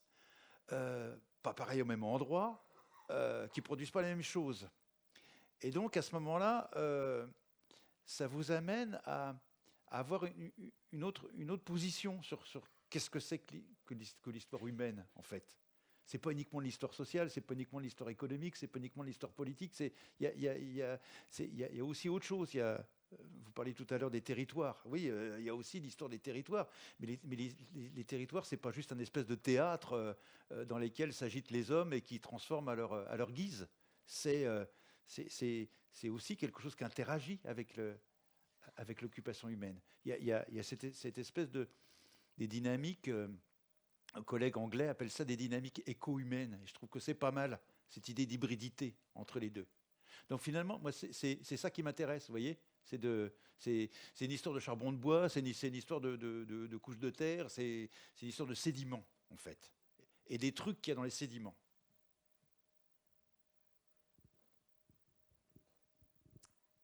Merci pour votre présentation. Alors, je rebondis sur ce que vous dites. Vous partez de la matière et en même temps, très rapidement dans votre présentation, vous avez évoqué les apparitions des Indiens. Donc, je me demande de quelle manière un archéologue peut faire quelque chose avec ça, interroger les apparitions et est-ce qu'il y a une homologie avec la manière dont, justement, comme vous l'avez très bien montré, le passé peut surgir dans le présent? Parce qu'il y a beaucoup de choses dans ce que vous avez présenté qui m'a fait penser au travail d'Abby Warburg sur le Narleben, la survivance, les vies posthumes. Donc je me demandais ce que vous aviez fait avec justement ces apparitions. Ce qui m'intéresse dans cet exemple-là, c'est quelque chose qui me force à penser contre moi-même, contre nous-mêmes, en fait. On en parlait tout à l'heure entre nous. L'archéologie, c'est quelque chose qui n'existe pas sans la matérialité. Effectivement, c'est des objets, c'est des choses matérielles. Et dans ce monde-là, le monde amérindien, en fait, la matérialité, pour eux, ne se pose pas du tout dans les mêmes termes que nous. Pour eux, la matérialité, elle est importante si elle produit de la conscience. Donc il y a cette idée de lieu sacré, en fait. Un lieu sacré, c'est un endroit qui produit des visions, qu'en a produit ou qui pourrait en produire. Et donc, il y a ce quiproquo extraordinaire avec les archéologues américains qui gèrent l'archéologie amérindienne, dans lesquels les gens des tribus leur disent cet endroit est un endroit sacré et il n'y a rigoureusement rien à voir. Ou alors il y a des pierres. Mais les archéologues américains disent, il y a eu cet exemple récemment, la Standing Rock, mais ces pierres, c'est des pierres glaciaires, c'est naturel. Mais pour eux, c'est un endroit qui produit des visions. Donc moi, ça m'intéresse cette question-là parce que ça montre... c'est pas encore complètement articulé dans ma tête. Hein, c'est un travail en cours. Ça montre aussi comment je dirais ça, comment les lieux, comment la matérialité produit aussi de l'immatériel. Et un immatériel face auquel nous, on est complètement démunis. Parce que pour ces gens-là, les visions, c'est quelque chose qui procède de la perception et donc de la preuve. Ce qui est important, c'est ce qui a été vu. Et chez nous, quelqu'un qui a des visions, c'est un schizophrène ou c'est quelqu'un qui a pris des champignons ou de la drogue. On n'a pas de vision comme ça. C'est quelque chose qui m'échappe, moi.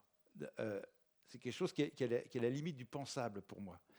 Mais en même temps, je ne peux pas faire autrement que de le prendre pour ce qu'il est. C'est-à-dire pour eux, c'est du ressort de l'évidence. C'est ça qui est une preuve et c'est ça qui est la preuve qu'il se passe quelque chose, que cet endroit est important et que cet endroit, ils sont reliés à cet endroit par les visions, en fait, qui viennent de la Terre. Et qui viennent pas, elles ne viennent pas de manière hasardeuse, hein, elles viennent à des endroits particuliers. Et à ces mêmes endroits, des personnes différentes voient les mêmes visions, en fait. Donc il y a une espèce de paysage comme ça, qui est complètement insoupçonnable pour un occidental, qui est en fait un paysage complètement peuplé d'esprit et d'apparitions, qui était probablement le paysage du type de celui qu'on avait dans les périodes anciennes de notre histoire, probablement. Hein. Mais ça m'amène à un espèce de décentrement, si vous voulez, je trouve qui est très... j'aime bien être dérangé de ce point de vue-là. Hein, c'est une position inconfortable qui m'amène à penser autrement justement la matérialité, vous voyez, et qui nous confronte à l'altérité absolue, c'est-à-dire à des façons de voir qui nous échappent. Donc comment est-ce qu'on communique avec ces gens-là? Qu'est-ce qu'on échange? Comment on s'apporte quelque chose l'un à l'autre? Ça, c'est passionnant. Oui, pour rebondir là-dessus, Bien, ceux qui veut parler. Pardon? Oui, alors... Oui, moi, ce qui me frappe beaucoup chez eux, c'est une mémoire orale. Ils vous parlent, donc j'enquête donc sur un massacre qui a eu lieu en 1890 au Dakota du Sud, et les gens vous en parlent comme si ça s'était passé hier. C'est aussi intéressant du point de vue psychologique parce que c'est un traumatisme, et donc le traumatisme ne cesse de se réverbérer dans le présent. Et on vous parle de ça comme si l'arrière-arrière-grand-mère, c'était hier, en fait. Et c'est très précis. Pour eux, ce qui est très important, c'est tous les détails visuels. Oui, on vous explique tout de manière à ce que vous puissiez vous le représenter visuellement. Alors que pour nous, je ne sais pas vous, mais moi, mon arrière-arrière-grand-mère, je ne sais même pas comment elle s'appelle, je ne sais pas exactement ce qu'ils faisaient. Je ne pourrais pas vous raconter leur vie et la manière dont ils sont morts, j'en sais rien. Eux le savent très précisément.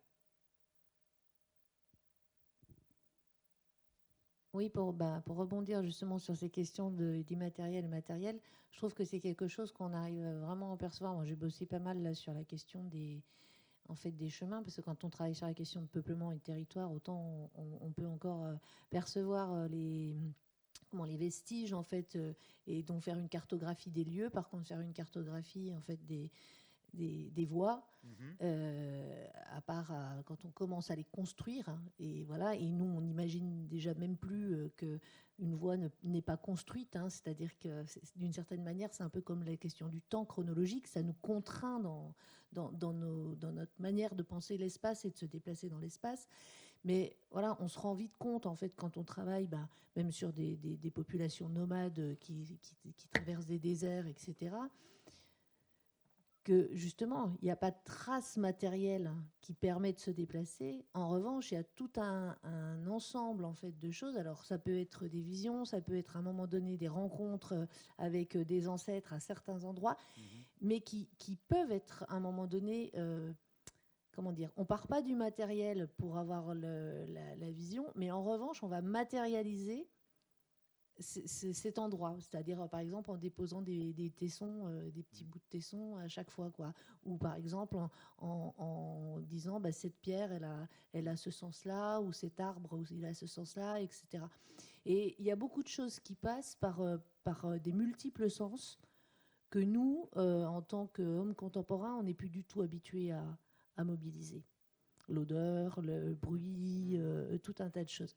Et c'est vrai que dès qu'on va se replacer, en fait, enfin, se décentrer et se replacer de ce point de vue-là, en fait, on va prêter attention à des vestiges matériels auxquels on n'aurait pas prêté attention si on ne prend pas en compte l'ensemble de ces dimensions-là d'un point de vue sensoriel. Et ça, je trouve que c'est quelque chose qui est, justement, pour le coup, c'est vraiment purement aussi archéologique. C'est-à-dire comment on va retrouver à partir, en fait, de la manière dont on sent, en fait, compte le monde, d'une certaine manière, au sens, on sent dans tous ses sens, comment on va faire le lien ensuite sur du matériel. Et pas forcément partir toujours que du matériel pour ensuite l'exprimer. Voilà. Parce qu'il y a plein d'endroits où, comme on a dit, en fait, enfin, moi je dis toujours, les archéologues, des fois, c'est un peu Saint Thomas, je crois, que ce que je vois, quoi. Et en fait, il y a plein de choses. L'absence, des fois, elle est beaucoup plus révélatrice que la présence de matériel. Et souvent, effectivement, elle est très, très mal considérée. Donc ça, je pense que c'est vraiment un truc vraiment important à prendre en compte et à creuser. Et dans l'histoire justement du temps, je reviendrai quand même beaucoup sur ce que tu as dit par rapport à plusieurs reprises, tu as parlé de la durée. Et là, on n'en a pas vraiment reparlé. Et je pense que la durée, elle est fondamentale. Et dans la manière dont, pareil, on a quand on dit se projeter dans le futur, en fait, on ne sait plus se projeter dans le futur parce qu'en fait, on est dans des durées, dans des rythmes et des durées, des temporalités en fait qui sont hyper réduites. Voilà. Là, par exemple, quand on parlait des histoires des démantèlements de zones d'exploitation nucléaire, donc les territoires post-nucléaires, ils disaient oui, vous vous rendez compte, c'est quelque chose qu'on doit penser à long terme. Alors, 25 ans, moi je rigolais toute seule, quoi, parce que 25 ans, c'est pas du long terme, quoi. C'est peanuts, je veux dire, par rapport. En plus, si on met ça en rapport avec le potentiel pollution, etc., c'est vraiment rien du tout. Et je disais, mais enfin, les gens se posaient pas ces questions-là forcément, même quand ils construisaient quelque chose, quoi. Je veux dire, on démarrait une cathédrale, la personne qui commençait la cathédrale, elle savait très bien qu'elle allait pas la voir de son vivant, mais c'était pas un problème. Je veux dire, il ne le faisait pas pour se projeter dans le temps de sa vie. Et nous, on est toujours à se projeter dans le temps de nos vies quand même. Donc c'est quand même une question qui est... Et on n'a plus le sens des... Enfin, on a un sens des durées qui devient ridicule, quoi, par rapport à finalement ce qu'on fait et ce qu'on produit vraiment, pour le coup, dans la très très longue durée.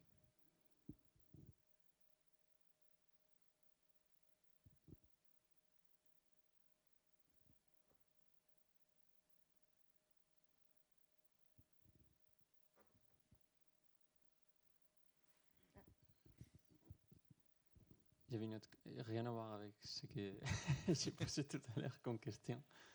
Mais parce que du coup, au début, quand vous avez présenté les cas, les sortes d'expériences du campement indien où les archéologues ils essayaient de reconstruire, du coup, en fait, finalement, une des choses qui ça démontre, du coup, c'est qu'avec juste les matériaux, on ne peut pas vraiment raconter des histoires parce qu'on n'a aucune idée de ce qu'ils veulent dire. Mais il y a aussi, et ça, je pense qu'on en parlait tout à l'heure, il y a aussi cette distance entre notre manière de voir le monde et celle des autres personnes. Et du coup, ça m'a fait un peu marrer parce qu'il avait les jouets des gamins qui disaient c'est un signifiant rituel, pardon. Mais peut-être après, ils voient, je sais pas, une hache de pierre, et ils se disent, c'est juste une hache de pierre qu'il utilise pour couper l'arbre, et après, il se débarrasse, quand en fait, peut-être que l'âge de pierre, elle était vraiment quelque chose de rituel. Et du coup, peut-être on voit du rituel là où il n'y en a pas, et dans les autres trucs, on voit juste des activités économiques sans plus, quand en fait, c'était peut-être super sacralisé. Et du coup, c'est aussi peut-être parce que dans cette pratique archéologique, il manque un peu de ramener les gens comme la dame qui les raconte comment ils s'étaient. Du coup, là, c'était un peu trichard parce que bon, c'était très proche, mais en fait, ma question, c'est est-ce que l'archéologie, elle ne doit pas absolument être de la ethnoarchéologie plutôt?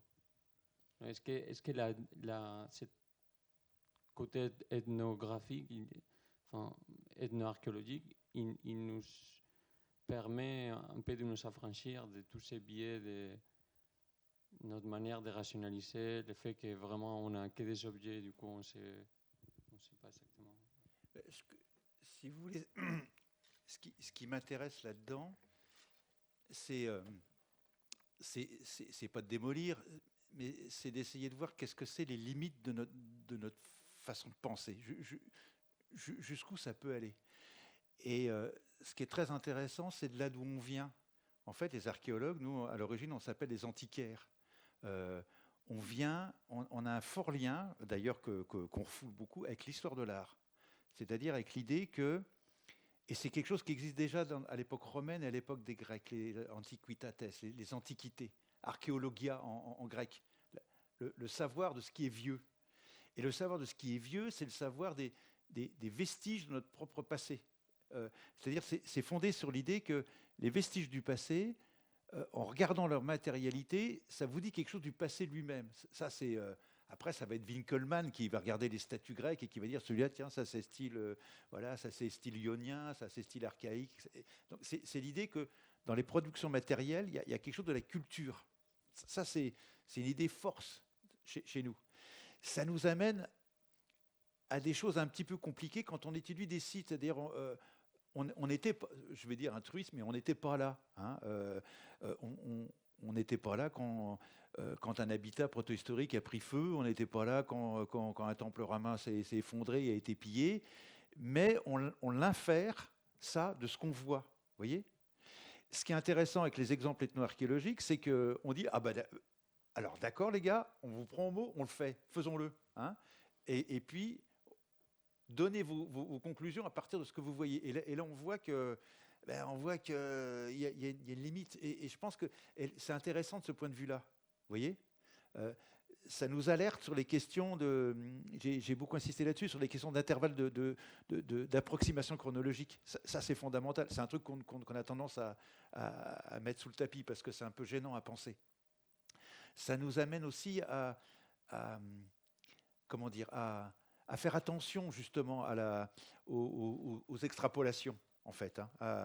Et de ce point de vue-là, on parle d'ethno-archéologie, mais alors, là encore, c'est très intéressant.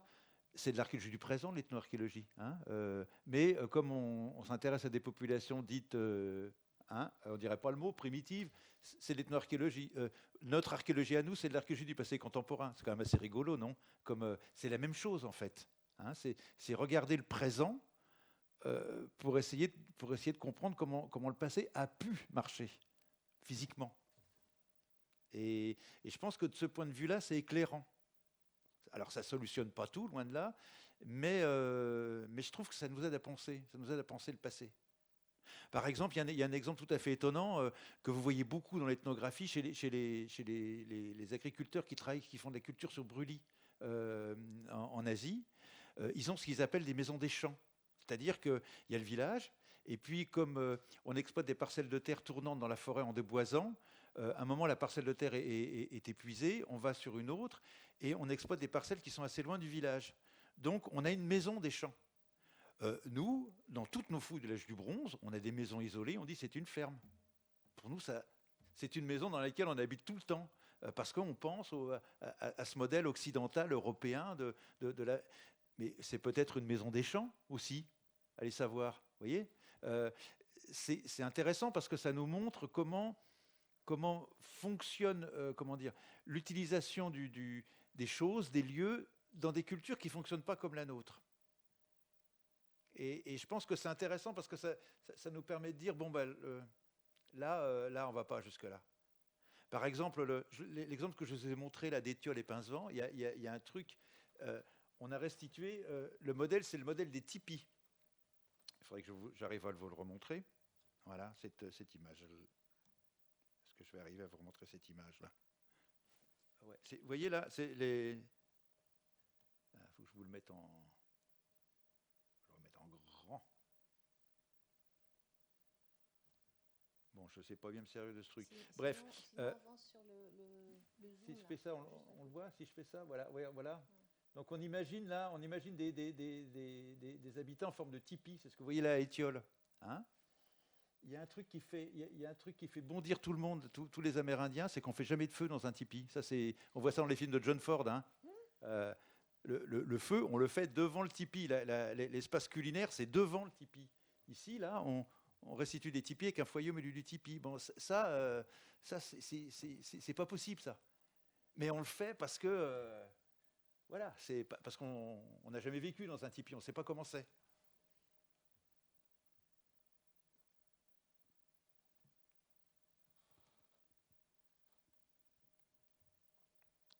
D'autres questions ou on va terminer?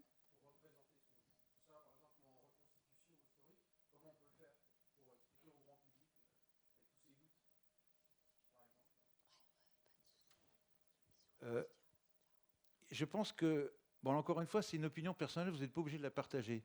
Je pense qu'on se trompe quand on essaye de penser à la place du public et qu'on se dit que le public, il faut qu'on lui explique des trucs simples, il faut qu'on lui reconstitue, sinon il ne va rien comprendre.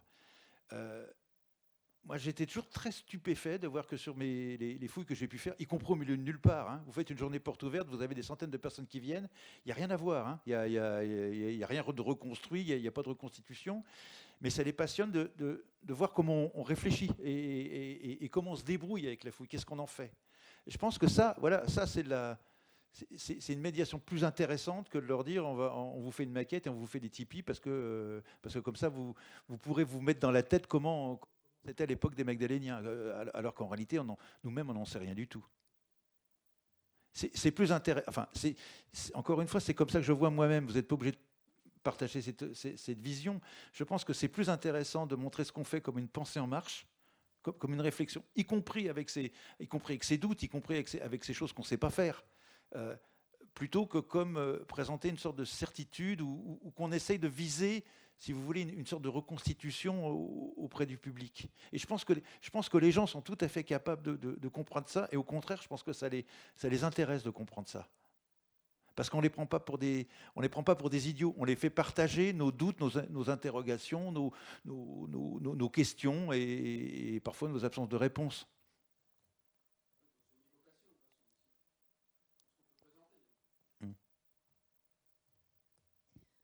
Oui, mais voilà, justement, on va terminer là parce que l'heure oui, tourne, il faut qu'on y aille. Mais justement, ouais, moi souvent je dis, quand les collègues ou des gens nous disent les reconstitutions, en fait, moi j'aime pas parler de reconstitution, en général je parle plutôt de reconstruction. Parce qu'effectivement, on construit en fait plein de choses, on construit plein de scénarios qui amènent à se projeter, à réfléchir, à penser, mais on n'a pas du tout la prétention, enfin en tout cas, voilà, c'est quand même démontré par plein d'exemples, et je pense qu'il faut pas vouloir avoir la prétention de reconstituer un récit ou des récits bien fixés sur la base de choses où, voilà. Et effectivement, dans l'idée de reconstruction, c'est un peu comme des Legos, quoi. On met des Legos, puis finalement on se rend compte que là, c'est peut-être pas bien assemblé, alors hop, on va les désassembler. Mais le fait qu'à un moment donné, on puisse se rendre compte que c'est pas bien assemblé, finalement, c'est beaucoup plus intéressant que ce qu'on aura pu forcément bien assembler, quoi. Et moi, en tout cas, c'est ça qui m'intéresse dans l'archéologie et je dirais dans l'approche matérielle de manière générale. Eh ben, on vous remercie beaucoup. Merci Laurent pour cette présentation et puis pour tous les échanges. Merci beaucoup à tous.